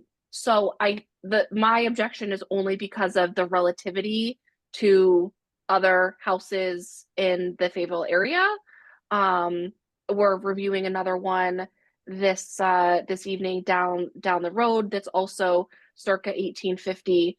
So while yes, I do think circa 1845 is reasonable given the plus or minus 5 years, the sequence vis-a-vis other houses on the street actually might be important to investigate further. Yeah, I mean, Andy, that's a fair point, point. because when I was actually looking at, you're talking about 17 Oak Hill Road, Bemis House, right? When Yes. Yep. I was reading further into the Fayetteville report, and I've got that, and it does talk about the fact that there was that succession of houses, and it gave, if I can call this up really quick, the fact that they were all built. Let me see if I can bring this up for you really, really quickly. I'm sorry that I know this is tedious. I guess my thoughts on it are, and I'm not an expert on the difference between Macris and Patriot properties. I'm more familiar with Macris. But I know that we've referred to Macris for pretty much everything else about the buildings, and I know that for the previous signs that we've been relying on it. So I'd be more inclined to go with the Macris date. Also, if circa is plus or minus 5 years, then circa going from circa 1850 to circa 1845 makes the possibility that it was built in 1840, Right. which, as on the Macris date, is not what it currently stands. Right, or currently right. says. No, I hear you. I mean, the only thing I would say, and I really respect this point of view. The only, one thing that I did propose, for instance, that let's say with the Bigelow house that we just approved, that was Macris circa 1920. Patriot said 1915. And I made the case to go with circa 1915. So circa the Patriot number, which is a little earlier, but I also, that is a much murkier area of town, quite frankly. And to Annie's point, that in the Oak Hill Road area, it's very interesting. What I was looking at earlier actually does not specifically apply here, but there's a notation, for instance, that the 5 houses later we've got 17 Oak Hill, and there's a notation here that the 5 houses at 9, 11, 15, 17, and 19 Oak Hill Road were all built circa 1840 or 50 and had shoe shops attached to behind the dwelling. So it's like, oh, it gets really hard, I have to say. I mean, I've spent a lot of time reading these reports and trying to. Let me ask Annie a question. Yeah. You pointed out that there's some precedent or preference to go with the Macris data, and that your house was probably built at the same time across the street. How accurate do you think is the Macris data on your house? And is there any fudge in there that, see what I mean? That would say that maybe. they're Yeah. Correct. It's not completely accurate. There are some inaccuracies. I will give you that. Actually, now that I'm remembering it, my Macros actually says 1950, which is a typo. And then Kate and I were going back and forth, but it actually was intended to be 1850. So my Macros, to your point, Dan, or Jim, my Macros is a little bit flawed, but we think it's a typo because my house is definitely 1850. And Patriot Properties, for what it's worth, says 1852 for mine. So mine was actually a little bit later versus earlier that we're seeing at across the street. Okay, so you're feeling pretty strongly that yours is no sooner than 1850. Yeah. Okay, and you do know for a pretty firm indication that the house across the street was built at the same time? Basically? I mean, not exactly the same time. No, I haven't researched their deed like I've researched my deed. When we bought our house, we tracked it back to, as early as it goes. And I feel very confident mine is around 1850. Right. Where I was trying to go with this is that if we felt that yours was the anchor data, that we would then, adapt the view of the street. Then well, towards I mean, Mass I think go ahead. I guess I keep going back to a kind of our policy is to use Macros until or unless the homeowner gives us facts otherwise. Right. And it sounds like in this case, it's a preference. It's what she wants it to say, not necessarily coming to us with supporting facts. That it should say something different than Macros. To Kevin's point earlier, these are architectural historians that have completed this research and entered the information into the statewide database. So I'm inclined to use that as a rule of thumb, unless the homeowner can personally provide evidence to the contrary.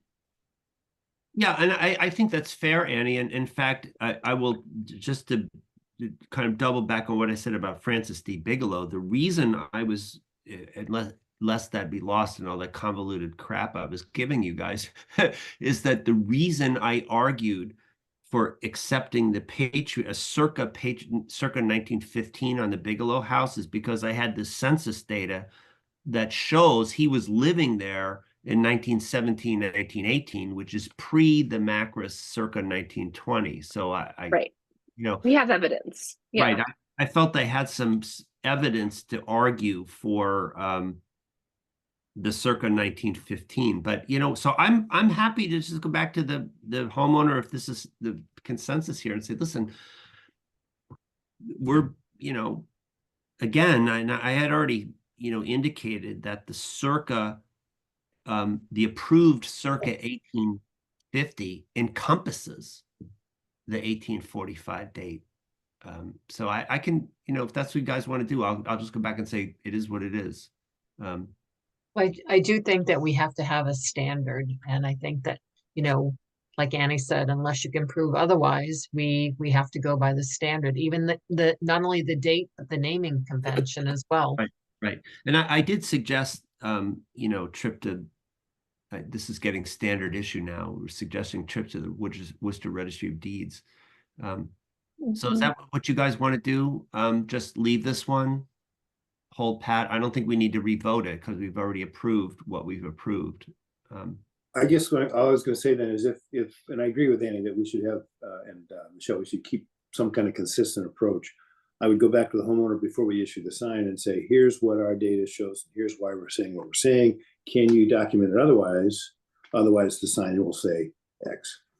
Well, that's what I did. I was just trying to seek a way out of a certain log jam, but I think the view of the group is pretty clear and your point is well taken. So I would just go back to the homeowner and say, we haven't moved. Is that what you guys want? Kelly or Dan, do you have any other thoughts on it?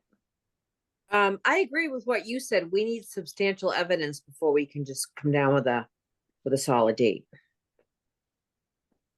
Yeah, I mean, in all of these things, I default to Macris. Because I find that it's the most comprehensive and the most well documented and done. And I think that's kind of where I'm standing with. I can understand why Patriot exists, but for me, I think the accuracy of Macris is far more undeniable. Fair Kevin, enough, friends. I'll convey the message. Kevin, just a quick thing. I don't know how common this will be going forward in terms of like disputing the dates and stuff, but would it be useful for our page on the Historic House Sign website to say that we rely on the Macris date or something? I mean, not just for the public, but for us Yeah. going forward towards future iterations of the commission. Yeah, I think there's some merit in having some clarifying language in that sign program stuff. And can you look into that and do a little work on that department? Because Grant, yeah, I'm getting weary actually of writing these long emails. That Annie saw one because I CC'd her on it today where I explain the whole process and Yeah. it's really trying to get the applicants to understand. So it would be helpful to have some. Yeah, I mean, I was just thinking like a sentence or two. I can draft something and Yeah. just to say by default we go with the Macris, Right. essentially what we said here tonight. I think that Right. could be helpful for people. Yeah, and as I've been telling people who have questions about this, I try to explain to them why the discrepancies exist and how, if they're really committed to trying to get to the bottom of it, which they may or may not. If the information was readily available, the Macris would have it, because the Forbes Schuler, who did that survey in 2000, they're not dummies. I mean, they're really, really. I've actually looked into their backgrounds and like these are really smart people who know their business, so all right, it's done. Next one is an easy one. It's we're just holding here. But it's on the spreadsheet. The Harry Burnett II house. This is an interesting one. You guys will find this very interesting. 21 Deerfoot Road. This is one where Patriot Property says it was built in 1875. And that's what the homeowner originally contacted me and said, oh, my house is built in 18. And I looked at it and I'm like, there's no way. And we, look at the Macris report on that and it says the house was built circa 1934. Big, I mean, massive. What is that? That's a 64-year difference. No, I'm sorry. 59-year. Did it burn down? Well, that's my opinion about this is that the existing house, which is clearly a house built in the 30s or possibly into the 40s or and it's a 20th century house, just at glance, replaced something earlier that was either torn down or burned down or whatever. And that's an area of town, of course, with a pretty long history of habitation and structures over there. So anyway, the owner, who's been very cordial, and I've had a few back and forths with them, asked me to hold it. And I suggested the Registry of Deeds. I want them to feel satisfied. So I sent them the Macris report, and I said, have at it. Go down to the, because they're really helpful, the Worcester Registry. They actually do the research essentially for you if you show up in person. So that one's going to hold. The next one is one that we deferred from our last meeting because I thought it might occasion a bit of discussion. And I had the vain thought that we might have more time. And this is a house that in the Macris is known as Corderville Manufacturing Company Worker Housing at 10 Parker Street. And I want to show you what this involves. Now, this appears in two Macris reports. This one is it appears in the Cordoville report, where there's quite a bit of talk about these are worker houses that were built by Milton Sanford in the 1840s for the cotton and woolen mill that was down there in Southville, one of the mills. This is the Sanford mill made, wool blankets for Union soldiers during the Civil War, just to give you an idea. And these Sanford built, I think actually in this report, there's some discussion of the fact that, let me see if I've got this. Yeah, that here we are talking about 10 Parker. Well, I'll come back to this report. It's going to make an interesting point in I think in our deliberations. But the individual report on this house is this one, and it's very brief. And this is one with a covering sheet. It says, circa 1840, architectural style, that insulting terminology they have of no style. In other words, it's a vernacular building.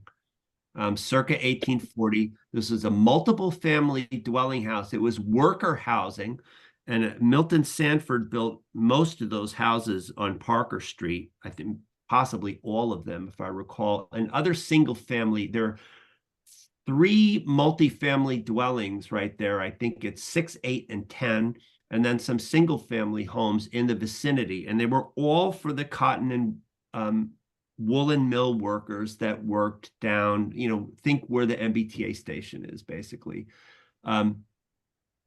So this is important for you to see, because that picture gives you an idea of what the house looked like. I think this photograph was done in the 1970s, if I'm not mistaken. But you'll see this is a house that's had quite a big, it's quite different. Yeah,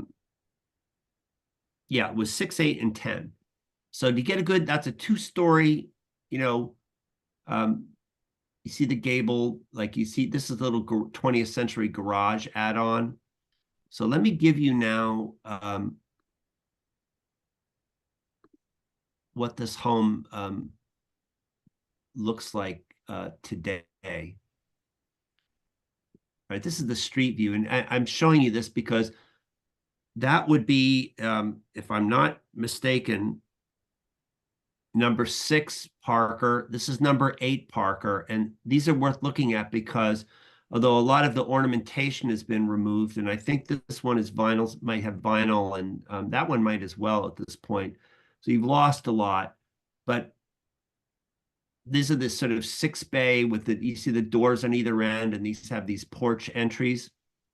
So here is the subject house as we pan over to it. And it's been very significantly altered from the picture I just had up, in that basically it had a 3rd floor put on it, a 3rd story. And that garage that had been added, of course, is still there. This is a street view from 2022, and I've driven by there recently, and it's substantially the same. And, you can see, I mean, it's been very, very considerably altered by, this is where the eaves were, this is the old roof line, and they basically lifted it up a whole story and put a third full story on the house with this, none of this stuff that I'm circling with my cursor, obviously existed. I would assume this was put on in the last 20 years. I looked at the Patriot Properties for this to get an idea of when the addition was made. And I think it was about 20 years ago. So the house is substantially altered. And this is partly why I sent you that National Register stuff, which is, that's for the criteria for listed in the National Registry. And of course, we don't have this quite a rigid standard. But the essence of what I thought the National Register stuff talks about, and we talk about in our own rhetoric, you remember that we added, in terms of qualifying for the Southborough our historic house sign program is the fact that, is this building still recognizable for what it was?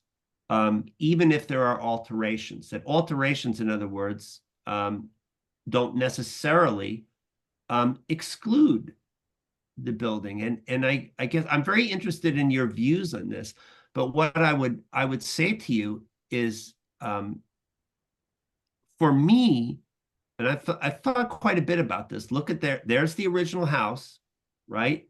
With the garage, 6 bays, the 2 door entries, one on either end. And if you look at what's there now, and you sort of mentally take off the 3rd story, it's all still there. It is what it is. I mean, it still has, the 6 bays, the 2 entry doors on either end, the windows are all in the same position. I mean, it takes a little bit of imagination. There's no doubt about it. But it's funny, the one Macris report that talks about these even before this, rather extreme alteration, says, this is very interesting. It says the integrity of the houses, of the materials on the houses on Parker Street has been compromised, but its association with early industrial period worker neighborhoods remain. And, it talks about like 6 Parker at that point was clad in vinyl, number 8 was done in asbestos, and number 10, which is the one house we're talking about at the time of this report, still had wood clapboards, which now, of course, the house is entirely vinyl, and it has this, big 3rd story. So with that wind up, the question is,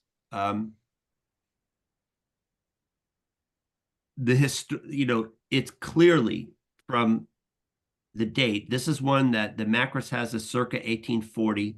Patriot Property has as 1846. I don't think there's any question that we'd go with circa 1840. It clearly, from its historic associations, qualifies. It clearly qualifies from its age. And the reason I wanted to defer was to be able to look into this further, read more about this further, and think, frankly, more about how I felt about it. And ultimately, and I'm not here to judge aesthetics. I mean, this is obviously how these folks take a lot of pride in their home. They keep it up beautifully. It's beautifully landscaped. They manicure things to a fairly well. It's just, as a historical commission, we're obviously charged with looking at other things, at the sort of integrity of the house. Personally, I think there's enough there. And I think there's a very important story to be told on a street like Parker Street. You can see that hasn't been altered. That's basically what number 8 is, basically what number 10 was before they, somebody put on this 3rd story. Does that 3rd story so change the house that it disqualifies it? Again, my card's on the table. For me, it does not, which may surprise people, but I'm very, very curious to hear your thoughts on this. So Annie, what do you think? Kevin, I think I was leaning the other way until you, kind of talked through your thought process here. And yeah, I think I would agree with you. It's a tough one. There's no doubt about it. Like, it's just not in some of them.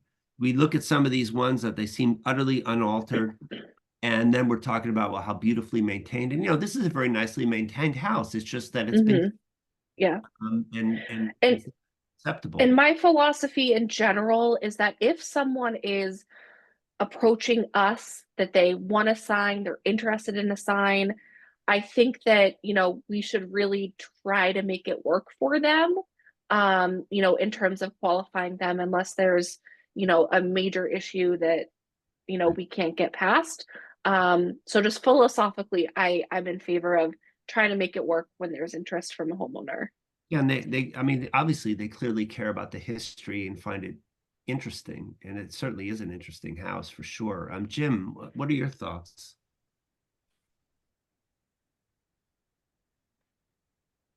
Did it come back on the screen to unmute? I'm kind of on the fence. You know, our whole charter is to preserve the look of the original house. And, you know, the language about making changes 25% or more facade that we've kicked around.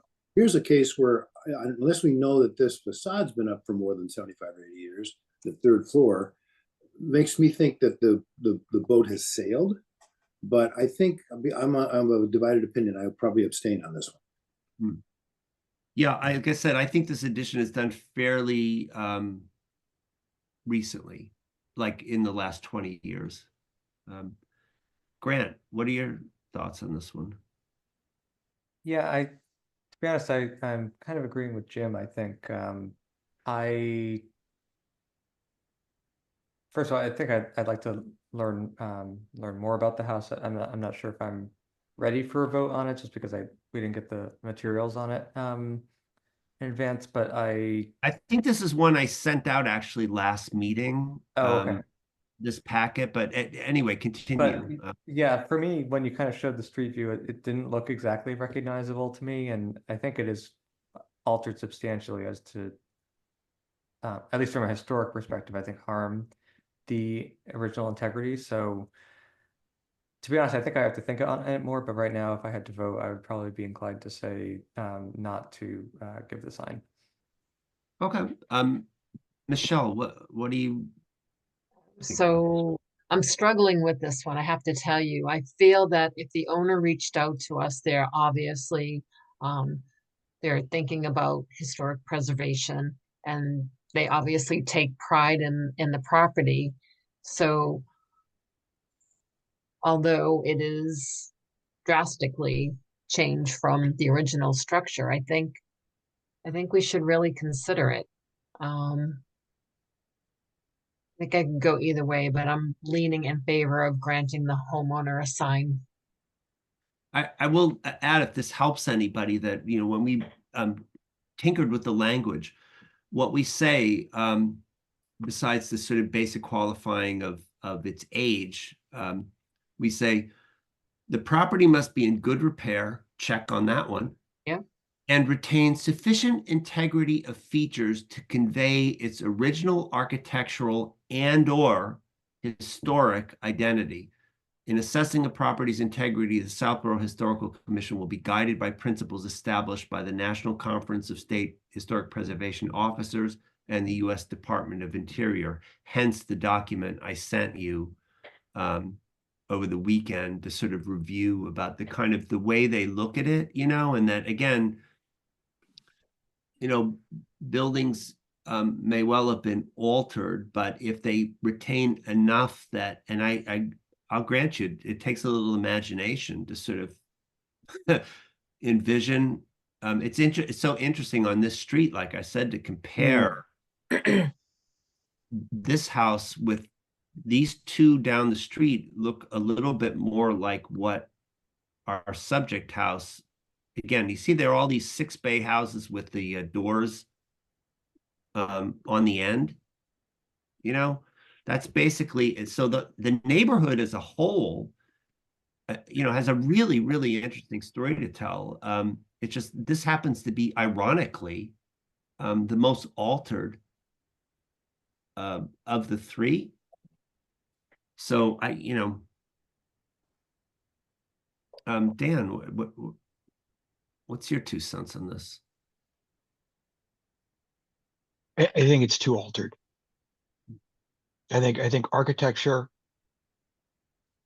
if we're doing right, so architecture, the house itself is designed to tell a story, right? That's the whole point of preservation. Its existence tells a story, right? And in this instance, the original story is lost because of the third floor.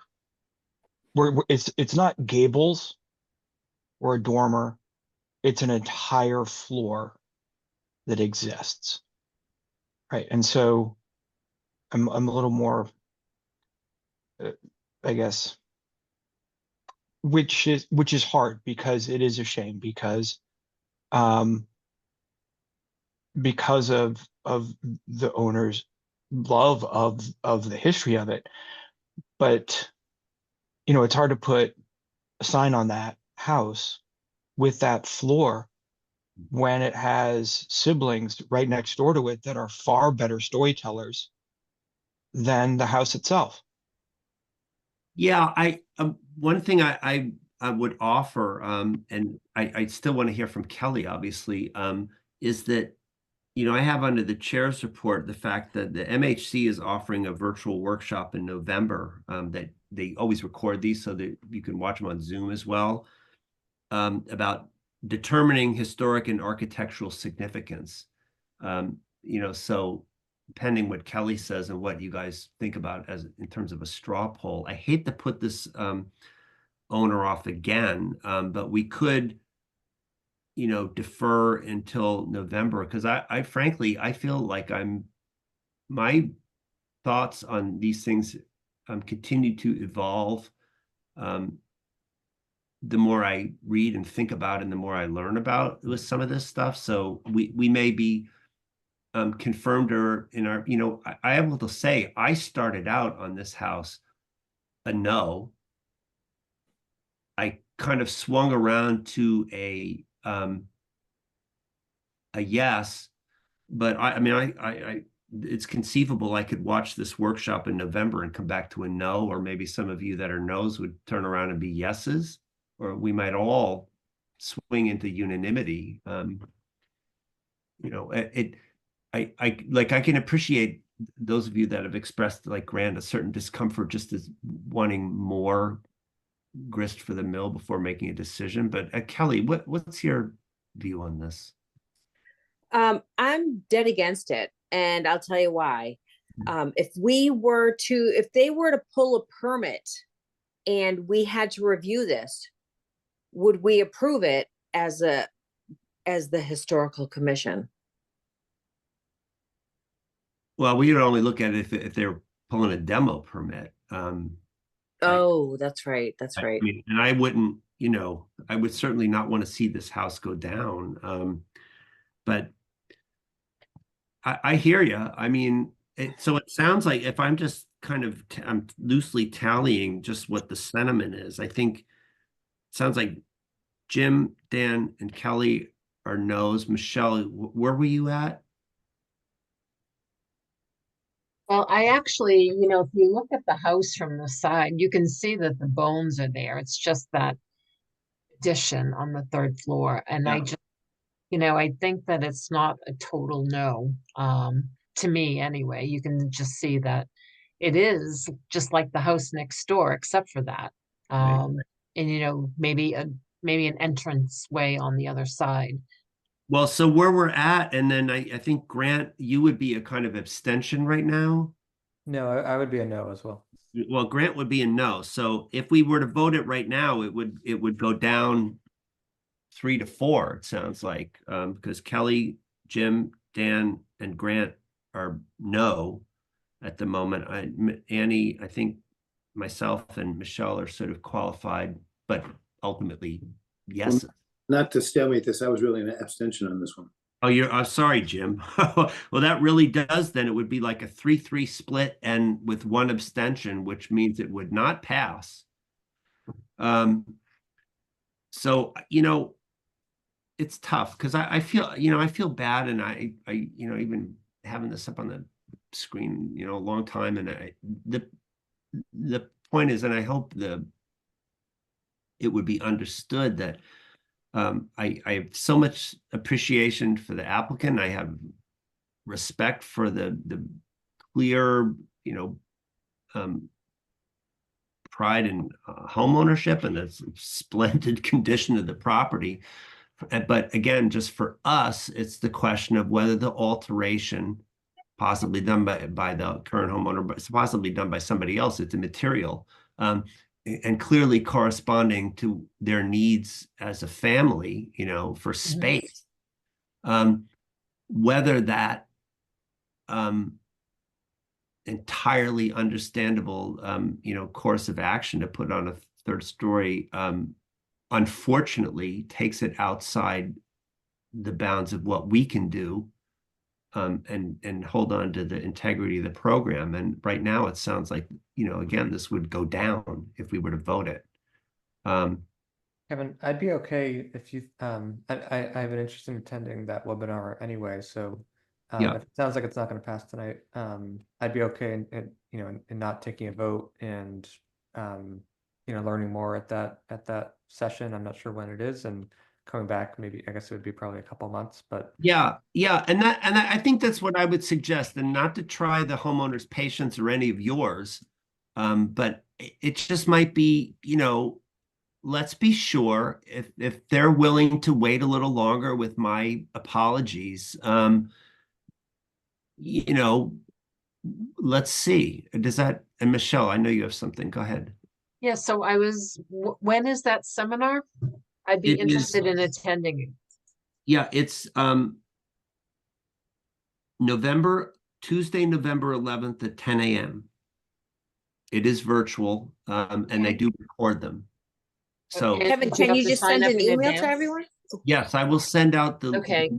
I will send out they ask you to register. I'll send that link to everybody.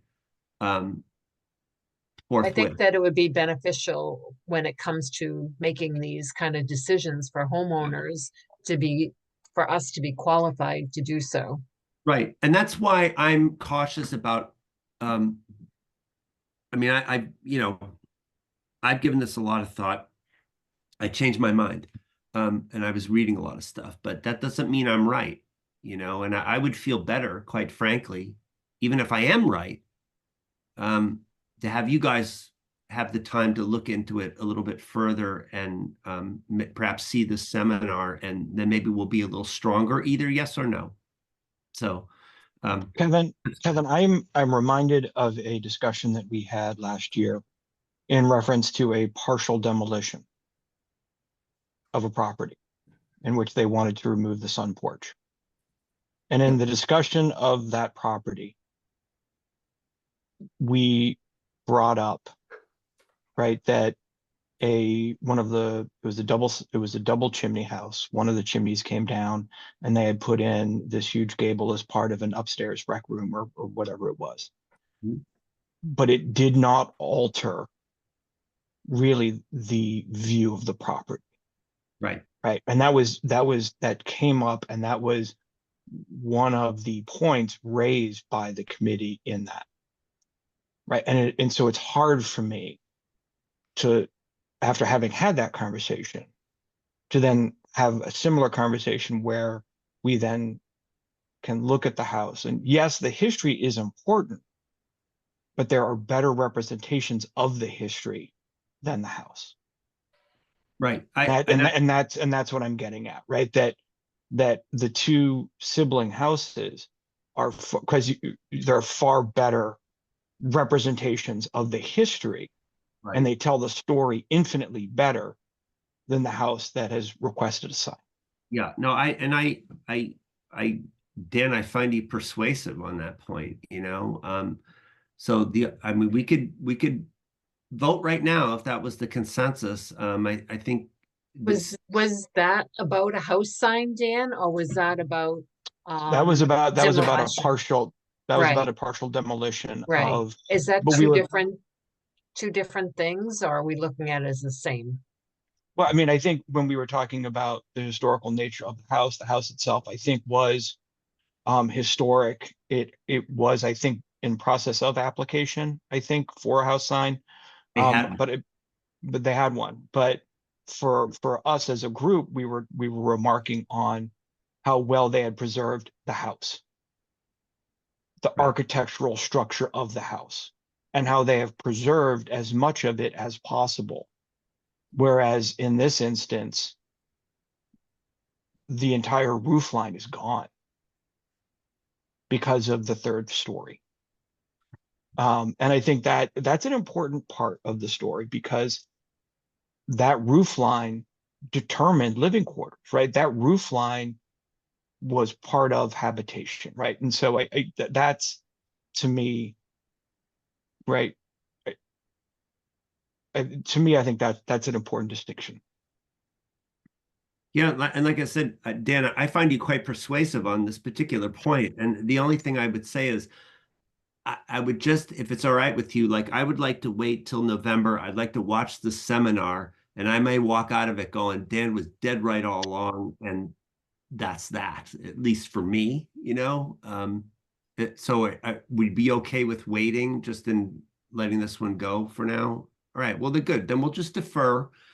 I'll kind of tender my, I'll let the applicant know what we're talking about, and we take this. I hope people appreciate that. It's like the CPC thing. We take it very seriously. We're really thinking about it, and everyone's got a different opinion. So, the rest of these are quick. Here's one: the Caleb Williams house at 14 Newton Street, circa.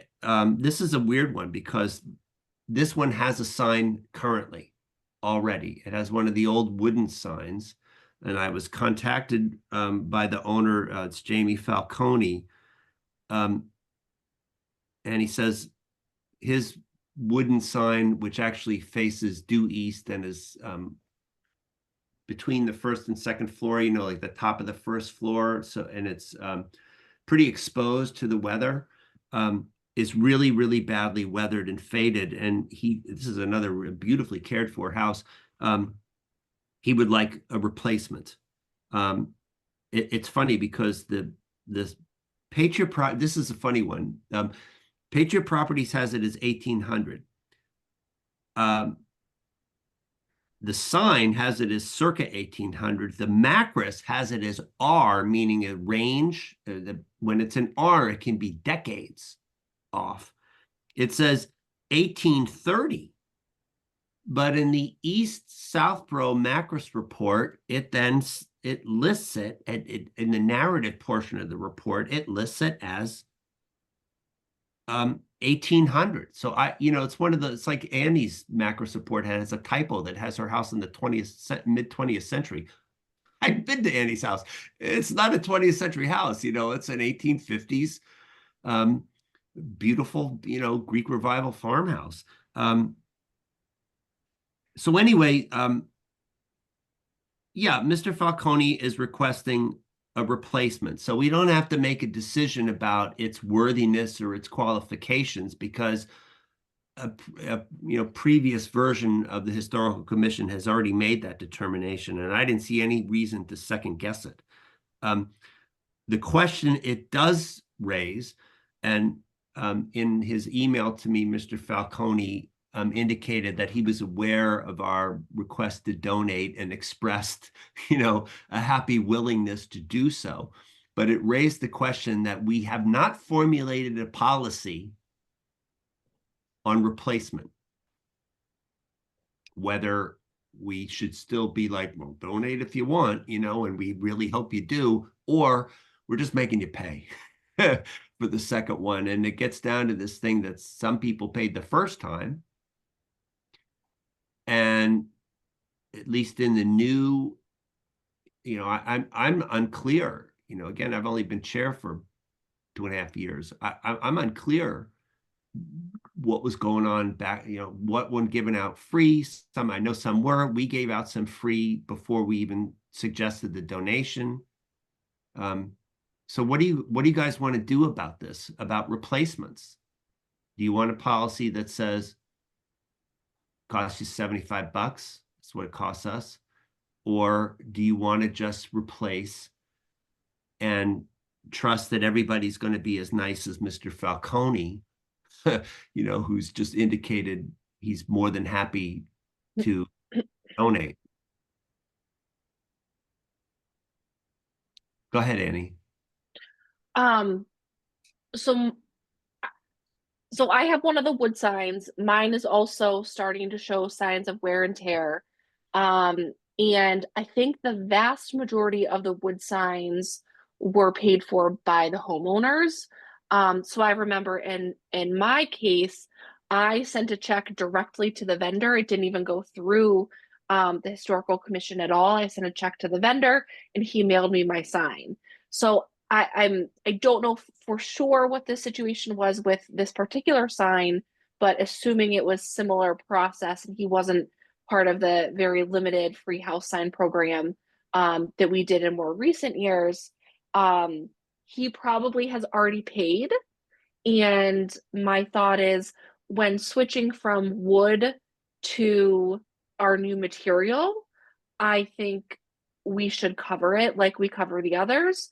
But then I think if we're replacing, a new version with another new version, then we should have that discussion about who pays. But in this situation, wood to the PVC, I'm in favor of covering it, no questions asked. And if he wants to make a donation, that's great.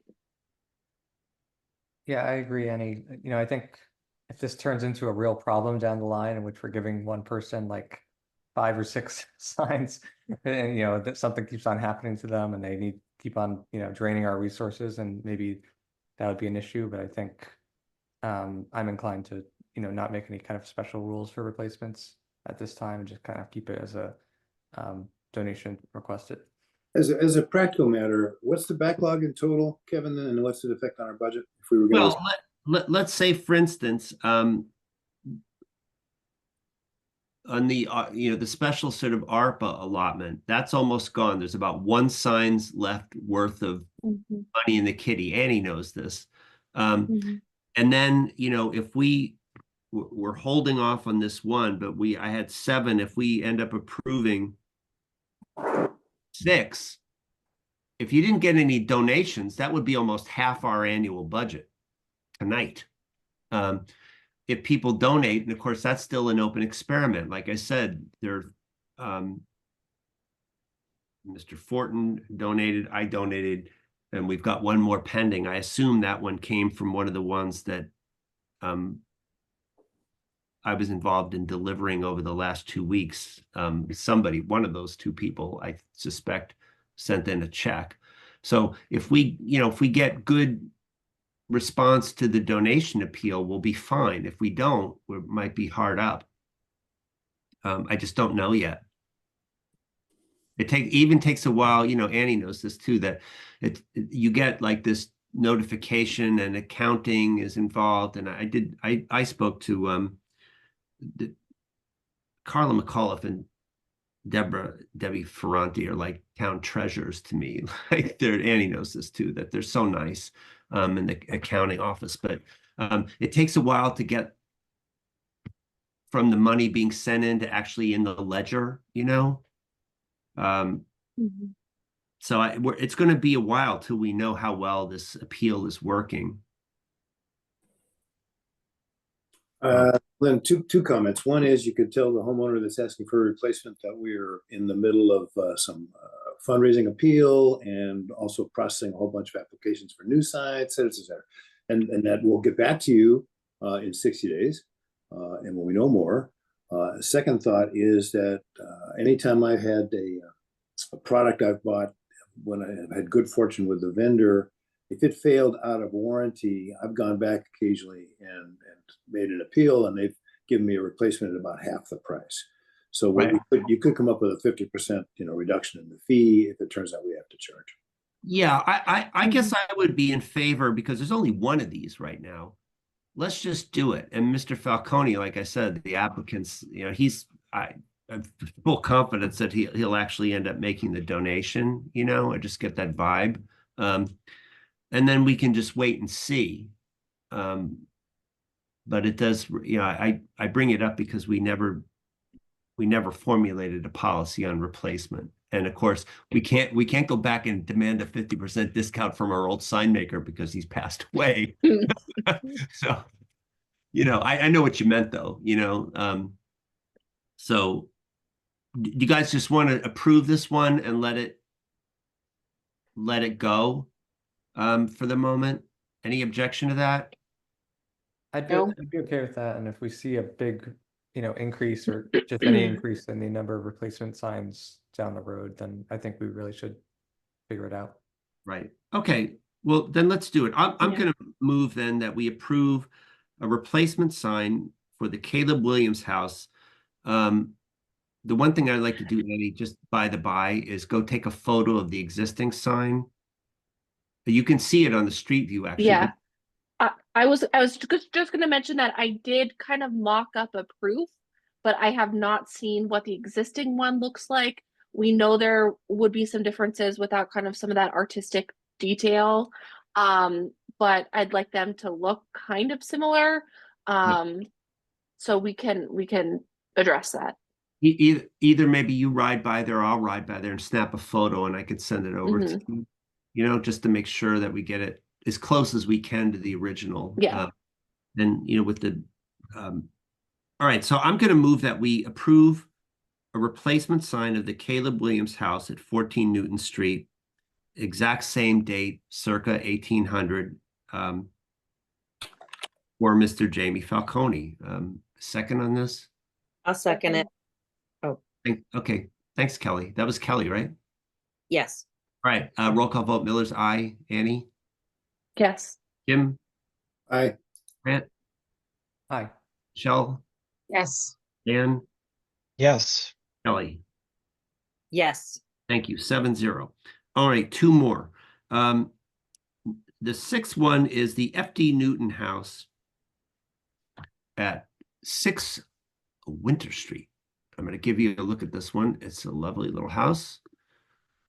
Here it is. It's this yellow house right here, and you know, the landscaping is quite lovely, but it does obscure a little bit of the front of the house currently. Let me see if I can. Yeah, I can't really get it from the best angle, I suppose, is just from about here. You know, this is a gable front Greek revival, as you can see. And the Macros has this as circa 1890. Patriot has it as 1885. So again, Patriot Properties having a slightly earlier date. My recommendation would be to use circa 1890. I did point out this discrepancy to the applicant, and again gave the usual explanation of why such discrepancies tend to occur. This is covered in an individual report that's quite sparse, but the house is also mentioned in the Fayetteville Macros coverage. So you just have to take a glance at the house that you know it qualifies on age. It's beautifully maintained. It is from the street really unaltered. And so I really didn't have any questions about this one whatsoever. I don't know if anybody else does. Anyone on this one? I've got the report, which I can bring up. It's in Fayetteville, and it's in a rather brief individual report, which I might not have brought up because it had nothing of substance. I do have a question. I think it would be great, but where would we, I mean, I know you're telling them to put the sign in one place, but because of their greenery all around the house, would you recommend maybe putting the sign somewhere else, like in the middle? Yeah, it's an interesting point. You know, when I delivered, here's a good example of this one, Kelly. You know, the Reverend Dr. Andrew Bigelow house at 22 Main. I don't know if do you walk to work or drive to work? Either way, you pass this house on a daily basis. Yes, I am lazy. I drive, but I know the house. No worries. Well, in any event, when the applicant applied for this house, and they actually asked me at that time, well, where do we put it? They had these ginormous bushes either side of the front door that were really obscuring quite a bit of the house. And on that basis, I recommended, one of the recommended places is, excuse me, roughly where my cursor is. Mm-hmm. Top of the first floor, bottom of the second floor. But now that they've removed all their bushes, they actually opened up an option to like put it by the door. I still think that particular homeowner is going to go with here, which actually pleased me because they are so proud of the sign. They really want it to be maximum visible, so to speak. Normally in a house like this, where there's a front, porch or portico entry, we do say, you might want to put it to the, often we recommend to the right of the front door, or here. But in this house, I personally would recommend it there because it really would be more visible from the street. But ultimately, of course, we don't mandate that. We only can recommend. Mhm. But it's a good point because this house has got so much vegetation. Actually, the first one that Annie and I delivered with the resumption of the program, it was that house on 28 East Main. They had a sort of similar situation where they've got these very large, nice looking shrubs flanking the front door, which made a sort of front door entry placement all but impossible. And we recommended to them while we were standing there that they put it here. That's probably what I would say to this homeowner. But ultimately, it's up to them. I mean, we hand them the sign and the screws, and the Yeah, yeah. have at it. So, you guys do you want to vote this one? Any other questions about this one? This one to me is straightforward. This is the FD Newton house. That is the name in the Macros. Annie has done the mock-up on this one, and has it looking great. I move to approve the sign for the FD Newton House at 6 Winter Street. By the way, that's I the way second it. Great. So moved by Grant, seconded by, who was the second? Sorry. Michelle. Oh, Michelle. Okay. Roll call vote. Miller's aye. Annie, Yes. Jim, Aye. Grant, Yes. Michelle, Yes. Ann, Yes. Ellie. Yes. 7-0. Thank you very much. The last one is listed in the Macros as simply Bemis House. And I think we'll have to have a brief conversation about the V.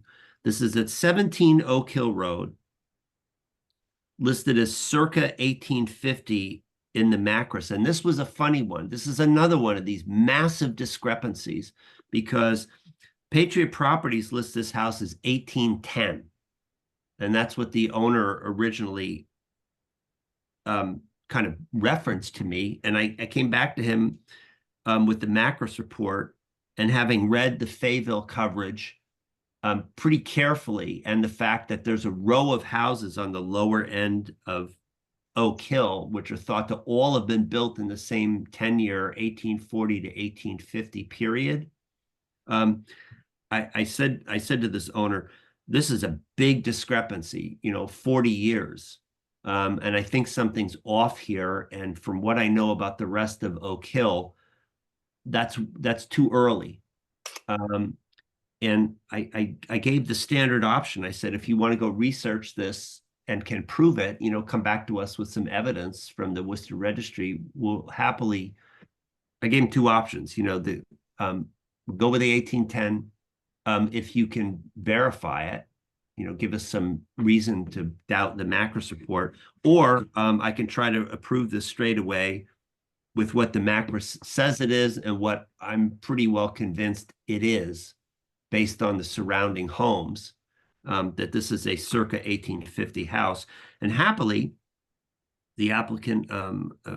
Saltis, got back and said to me, I am perfectly fine with what the Macros has, which will delight you all. Mhm. Delighted me. He said, Bemis House is fine with me, because I said, if you dig deep enough, you might, emphasis might, find a first name to go with the surname. But Macros has it as Bemis House circa 1850. If you're happy with that, I will move it forward. He said, I'm happy with that. I said, great.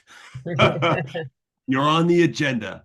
And here it is, as drawn up by Annie Lickety Split. The only question I had about this one was, again, another Greek revival. And if you want to see the, lest I neglect things here, that's the house. A beauty. Lovely. Yep. Just a beauty, you know. Another in this row of Greek revivals along that lower end of Oak Hill, a delight. And boy, that sign is going to look pretty smashing. I would say right about there. You see where I got my cursor? The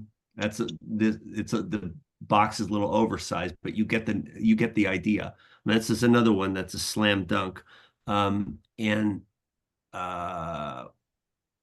So Annie's got, the only question I had was Macris listed simply as Bemis House. Annie mocked this up as the Bemis House, and I don't have any trouble with that. I just wondered if what the rest of you think.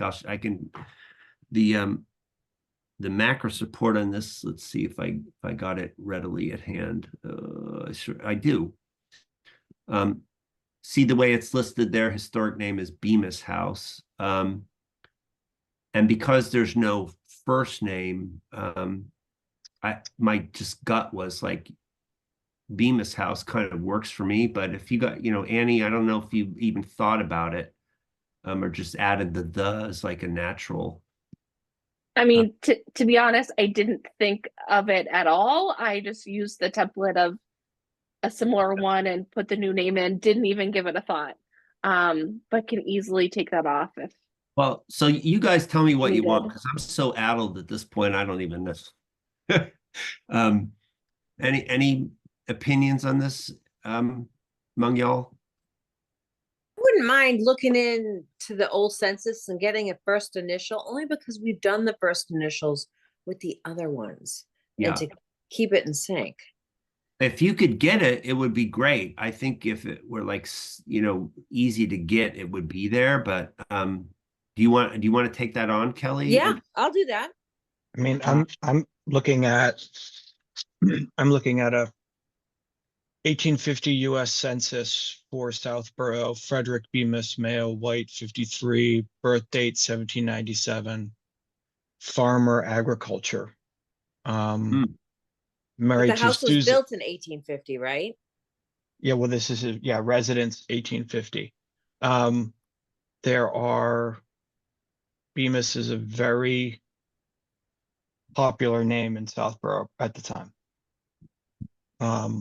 There's still Bemis's here. Indeed. Yep. Yeah.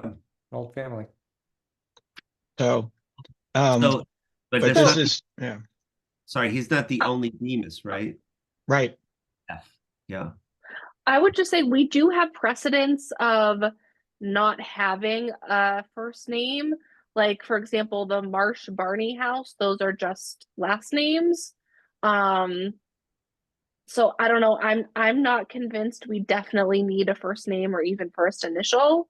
Because I think we're a little bit all over the place. Sometimes we just have initials, sometimes we have a whole first name, sometimes we don't have a first name. Sometimes we have two first names, the Nathan and Sally Bannister house. So I'm inclined to kind of use what's in Macris as the official name. I could go either or, There. but that would I'm just trying to, now that you've said that a lot of them do not have the first initial. I just thought that we would continue that on. Yeah, and it's hard because the census lists houses by numbers, but not by addresses. So even if we were to, it's really, I mean, I'm just looking at it now and it's the 1865 census, it's house number 162 in Southborough, 163 in Southborough. So And Kevin, you just pulled that out of your pocket? Yeah, that's one that, you know, that Annie's referring to that has it's a hyphenated surname, but there's no first name on this particular sign. So it's, she's right. That, you know, that's a little show and tell is in terms of there is a precedent to just go with the surname if it's not. I would take a vote maybe this way is to approve. We know the date and the owner's good with it. He's also good with just if we roll back the issue of the first name for a minute, if we only know Bemis, would it be Bemis House or the Bemis House Bemis House. without the? Right. That would be Is it- my feeling as well. I kind of like Bemis House instead of Right, well, the Bemis House would mean that that is the only Bemis House. Yeah. And yet by just looking at the census, there's Right. others. right. And we don't, and since we don't have a surname, so what we could do is approve Bemis House circa 1850, simply pending, maybe put, you know, if Kelly, if you or Kelly or Dan, you want to root around and see if you can confirm a surname, you know, we could add it. And if not, we're already covered. Is that too complicated?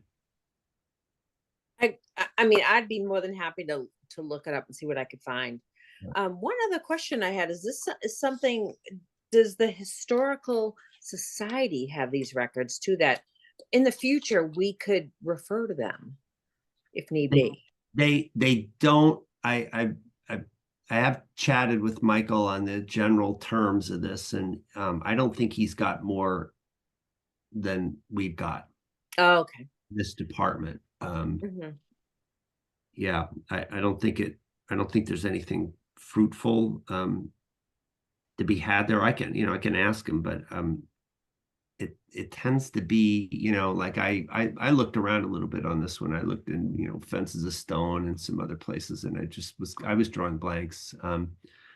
But again, the owner is perfectly happy with Bemis House circa 1850. So I'm fine with Bemis House as well. I just it is kind of funny because we keep on saying we need to have a standard, and then right. every time, you know, because normally we do but in this case it's fine. I think it's fine without the.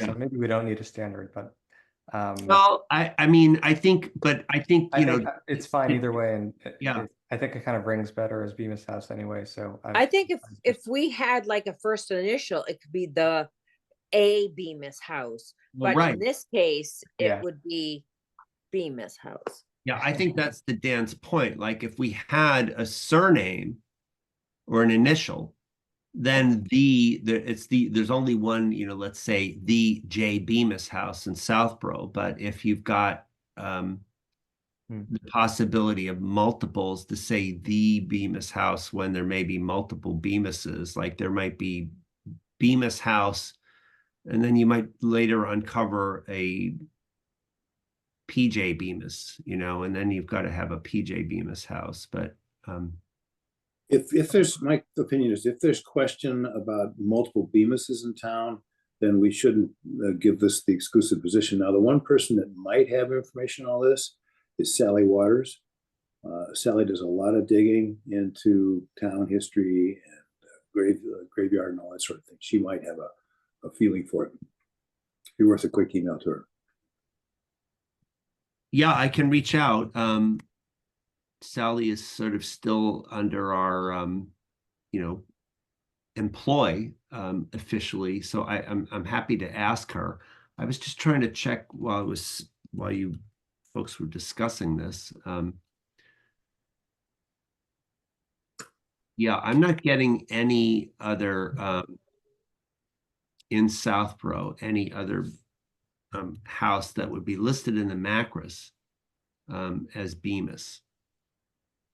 In fact, for some reason, I'm not getting the one that we've got. So I don't want to defer this if we can resolve it, but I will, and Grant, to your point about, you know, adjusting kind of standards. I mean, the problem that we face is that there's always some weird difference, you know, a small gap, a big gap in the dates and the ranges, and then It wasn't a criticism. Kevin. yeah. I find it funny that we had just No, talked I about but creating a I do standard. no, I do too, and I do feel to some degree like in dealing with these things, and you know what, just having a belly full of this for several days now, like, you know, trying to get ready for the meeting and stuff. One of the things that I find myself thinking is, my God, I wish the macros could get cleaned up a little bit, you know, because it's a product of all human endeavor, a little bit flawed. And then it, you know, requires us to sort of think on our feet and kind of adjust and deal with these unanticipated. I think maybe once we've all done this for a decade, if we live that long, you know, that we'll be better at some of these things. But you know, shall we approve this as? And I'm thinking right now of the graciousness of this particular applicant in being flexible and not doctrinaire about dates and such. If we, and I'm perfectly fine with the Beam, well, I don't know, I'm with Dan on this Bemis House thing. Kelly, why don't you take a look? If you get a first name that we're confident in, we can just add it. We'll have Annie hold on the art a little bit. Sure. And otherwise, shall we approve Bemis House circa 1850? Is that fair to do that? So moved. Yes, Okay, thank you, Grant. Second? second that. That's, Michelle Uh, can take it. okay, Michelle.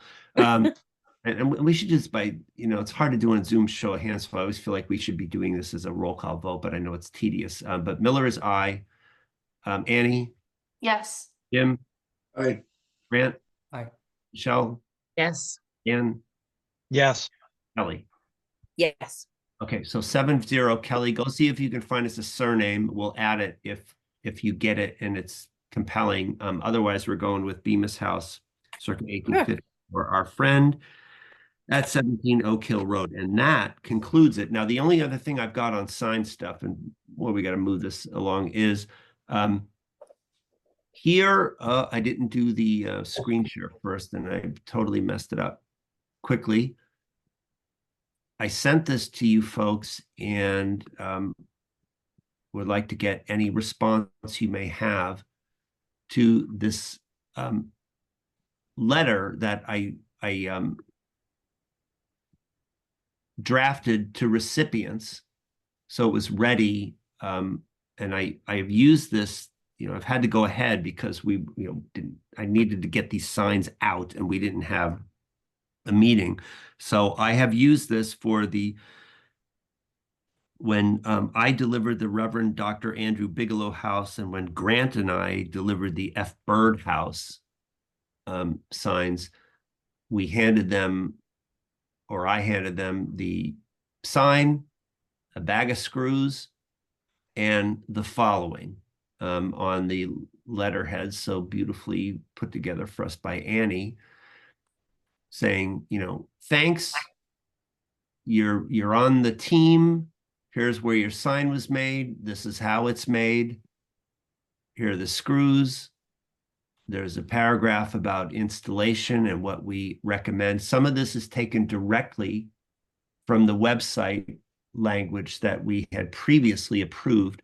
I added, and this was the result of my own field test, some notes, because some of the homeowners are really kind of in the dark on this, you know, that the signs are pre-drilled. What we recommend is that you mark and pre-drill pilot holes. You know, I gave the drill bit size so you don't split your siding. Hand tighten the screws so you don't strip the paint from the screw head. Jim went through all this trouble to get these really, really nice stainless screws. And then I get into the stuff about explaining that we have a donation account, that we're entitled to this under MGL Chapter 40, you know, 8D and so on, and that those donations will go to a separate account strictly for our activities, and that the goal is to make the program self-sustaining. We have a tiny budget. We're the only people that give out, one of only 2 towns of the 22 we surveyed that don't charge officially. This is how much it costs. If you'd like to donate, that's how to make out the check. That's who to send it to. I explained the question of tax deductibility because that was a question that was put to me by a potential donor. I reiterate the thanks and the congratulations, and I had signed it on behalf of the full commission and list all your names. So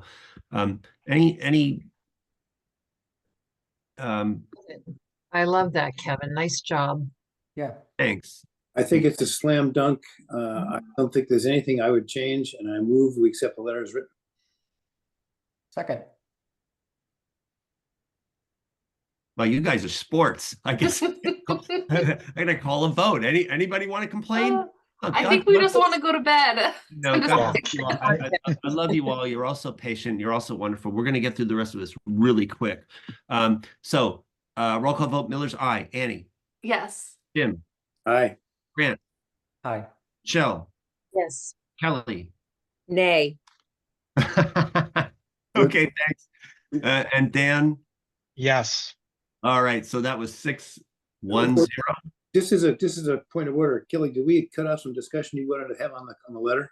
Apologies. I just thought, I mean, in some circumstances, less words are more, and I think it might be a little wordy. Any Which- particular Well, things you get rid of? I was, we provide these signs entirely free of charge to Southborough residents. Well, it should be, we provide these signs free of charge to qualifying homes, just little things like that. But I guess, it's fine, whatever. I would just have minimized my words a little differently. That's all. Apologies if I steamrolled that, sorry. That's okay. I Right. can take out entirely. That's that's perfectly fair. How about if I get out entirely? Yep, yep, and to free of charge to qualifying Southborough homes. To qualifying self. Because, I mean, that just free of charge to residents. Anyone can get a sign? Well, but I mean, you got to meet the qualifications, obviously. I mean, I could say that is 3 words instead of 2, but I'm happy to change it to, if everyone's all right with that. We provide these signs free of charge to qualifying Southborough homes. Or just qualifying homes? I wrote a little bit. Or for qualifying homes. Let me, So if it seems like Kelly is the only one with substantive changes, maybe can we like leave that to Kelly and Kevin to kind of straighten out offline? Yeah, I don't think the substance, it doesn't sound right, Kelly, that the intent of the letter will change. So I'd be fine approving it conditionally for, you two to well, change it. the yays want it, so I'm fine with it. Well, I just cut out the entirely, and we can leave it at that if, and certainly revisit it. Well, at an- we approved With it. the letter, but not right. We approved the letter, but we can still make edits to the letter itself. Yes. Um, Well, let's put it this way. If you trust me to make edits in consultation with Kelly, I will just do it, knowing that I'm not going to change it substantively. Take a word out here or there, and we'll move on. Everyone all right with that? Mm-hmm. Sound good? How's Yes. it with you, Kelly? Yes. Okay, fair enough. And thank you. Quickly, the chair's report is Southborough Historic Center District's reception and spending. I just want to report to you, so it's on the record. And Annie, of course, as our both vice chair and treasurer, reviewed all this and signed off on it, that the party, which I think really was kind of a lovely affair, you know, relatively small, but quite nice. And it was very meaningful to me that to have the group of people that we had, including 2 select board members, and including very significantly Kate Madison's husband and son and daughter-in-law, which I really touched me that they had shown up. And of course, Kate was so important in for many years in pushing this through. I won't belabor it, but it was a lovely evening. And what it cost us, which is why I'm bringing this up now, was a grand total of $233.01, believe it or not. I mean, we did it really cheap. That was after I returned $24.42 of unused plates and napkins to BJ's, which I did. Because I bought, you know, you don't know if like half the town's coming or 25 people. Well, it was more on that end, but nonetheless, yeah, I took back $24.42 of napkins and plates to BJ's. I took the half of the cake that we didn't consume over to our friends at DPW the next day. And I must say they were delighted to get it because it was going up to the break room where I was told that it was quite thoroughly consumed because, of course, you know, they're the folks that were so important in getting all that stuff installed for us. And I wanted to express some gratitude their way. And that's pretty much it. And you know, many thanks to the, you know, community house and B and, you know, all you guys that, you know, did stuff for that. It was a nice time. Let's see, ARPA spending update. Annie, please chime in on this, but the thrust of it, without getting into the weeds, is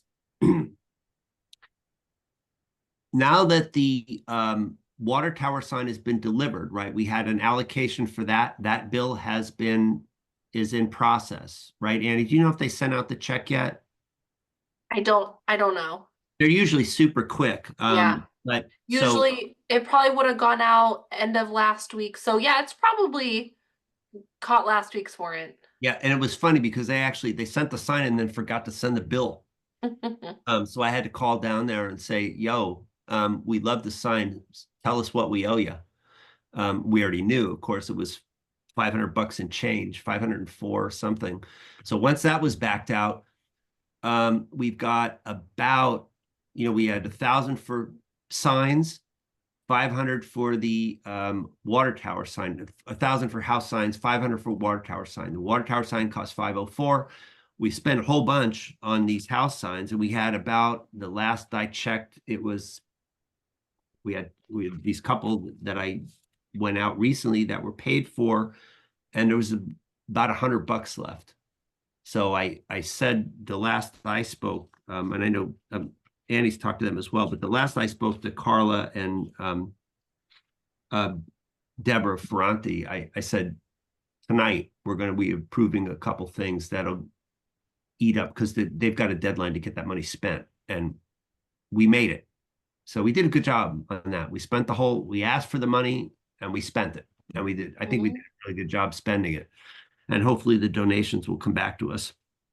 Flaws of my missive and all.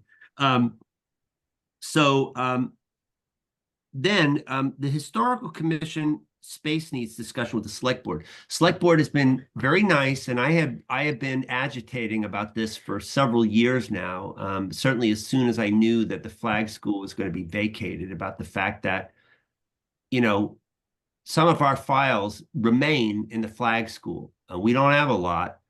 And there's this question of, you know, the society's going over to Fayetteville Hall, and they're taking their, you know, their holdings lock, stock, and barrel. But we need some space. I mean, you know, we need file cabinets. I got stuff in my, you know, we talked about this. I've got artifacts in my basement. I got a bridge abutment sign in my basement. I got files in my house. That stuff shouldn't be with me. You know, it should be, if I'm struck by lightning tomorrow, there should be some, you know, I'm trying to set this up for the future. So I've been talking, you know, periodically with various select board members and trying to get my bids in. And now there's as you know, there's a sort of kind of musical chairs going on in town about what this school's going to be, what the 21 Highlands going to be, what are we going to do with, you know, Neary, and so on and so forth, and Flag, and I think Youth and Family Services looks like that's going to Flag. Jim Haggerty needs space. We need space. Open Space has been consulted. They need space. There are other groups, you know, thinking about this issue. So, and the select board has been supportive of this. There was and then on September 4th, Kelly knows about this because she was present in the meeting, because also the building department apparently needs, you know, storage space and has concerns in that area. So, and actually on September 4th, there was a meeting that was attended by myself, Marguerite Landry from the select board, Jim Haggerty, the town clerk, John Parent, director of facilities, and Kelly from the building department. And we sort of talked over the question of space and how that's all going to work. And there was later, you know, a letter from Vanessa Hale that went out to myself and Freddie Gillespie, I believe, at Open Space, asking our needs. And the select board actually discussed this on September 17th, a week ago, Tuesday. And it's all in process and forming.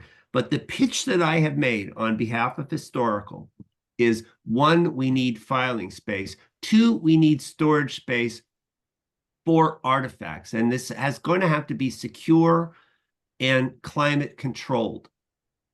And the pitch that I have made is, you know, the new Fayetteville Hall Society space is not infinite.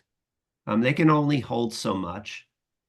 Michael Wyson has indicated to me that he's had to turn away donations at times that they simply didn't have space for. And in fact, when they move from Flag over to Fayetteville, he indicated that he needs to cull the collection of duplicate Deerfoot Farm bottles and postcards and photos. And I think his initial impulse was actually to have some kind of public sale of them. And I said, well, wait a minute, friend. How about you give the Historical Commission first dibs on all that stuff? And the argument I made to him, and with which he agrees, is that it's just good historic preservation policy to have holdings separated. God forbid, you know, there should be any natural catastrophe at Fayetteville Hall. We could lose everything. So I made to him the argument, if there are duplicates, give it to the Historical Commission. We will find some place to properly store it. You know what I mean? So just as a protection.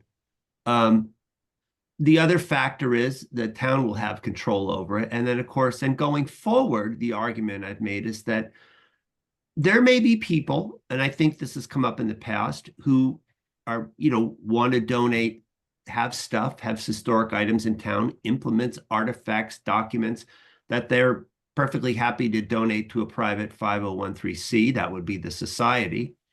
And there's some folks that may, for whatever reason, want that stuff to remain in the control of the town of Southborough in perpetuity. For that, in that eventuality, they would turn to the Historical Commission. And we would hold those items with the idea that we would make them available for loan to the society or any other bona fide, let's say, museum, subject to you know, legal controls as advised by town council. So the point is, I want the capacity. I don't want to get into the museum business. I have no desire to compete with the society.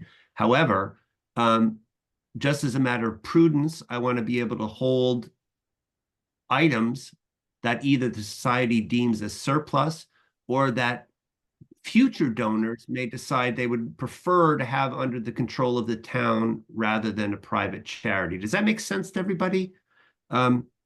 So that fundamental idea has been well received, and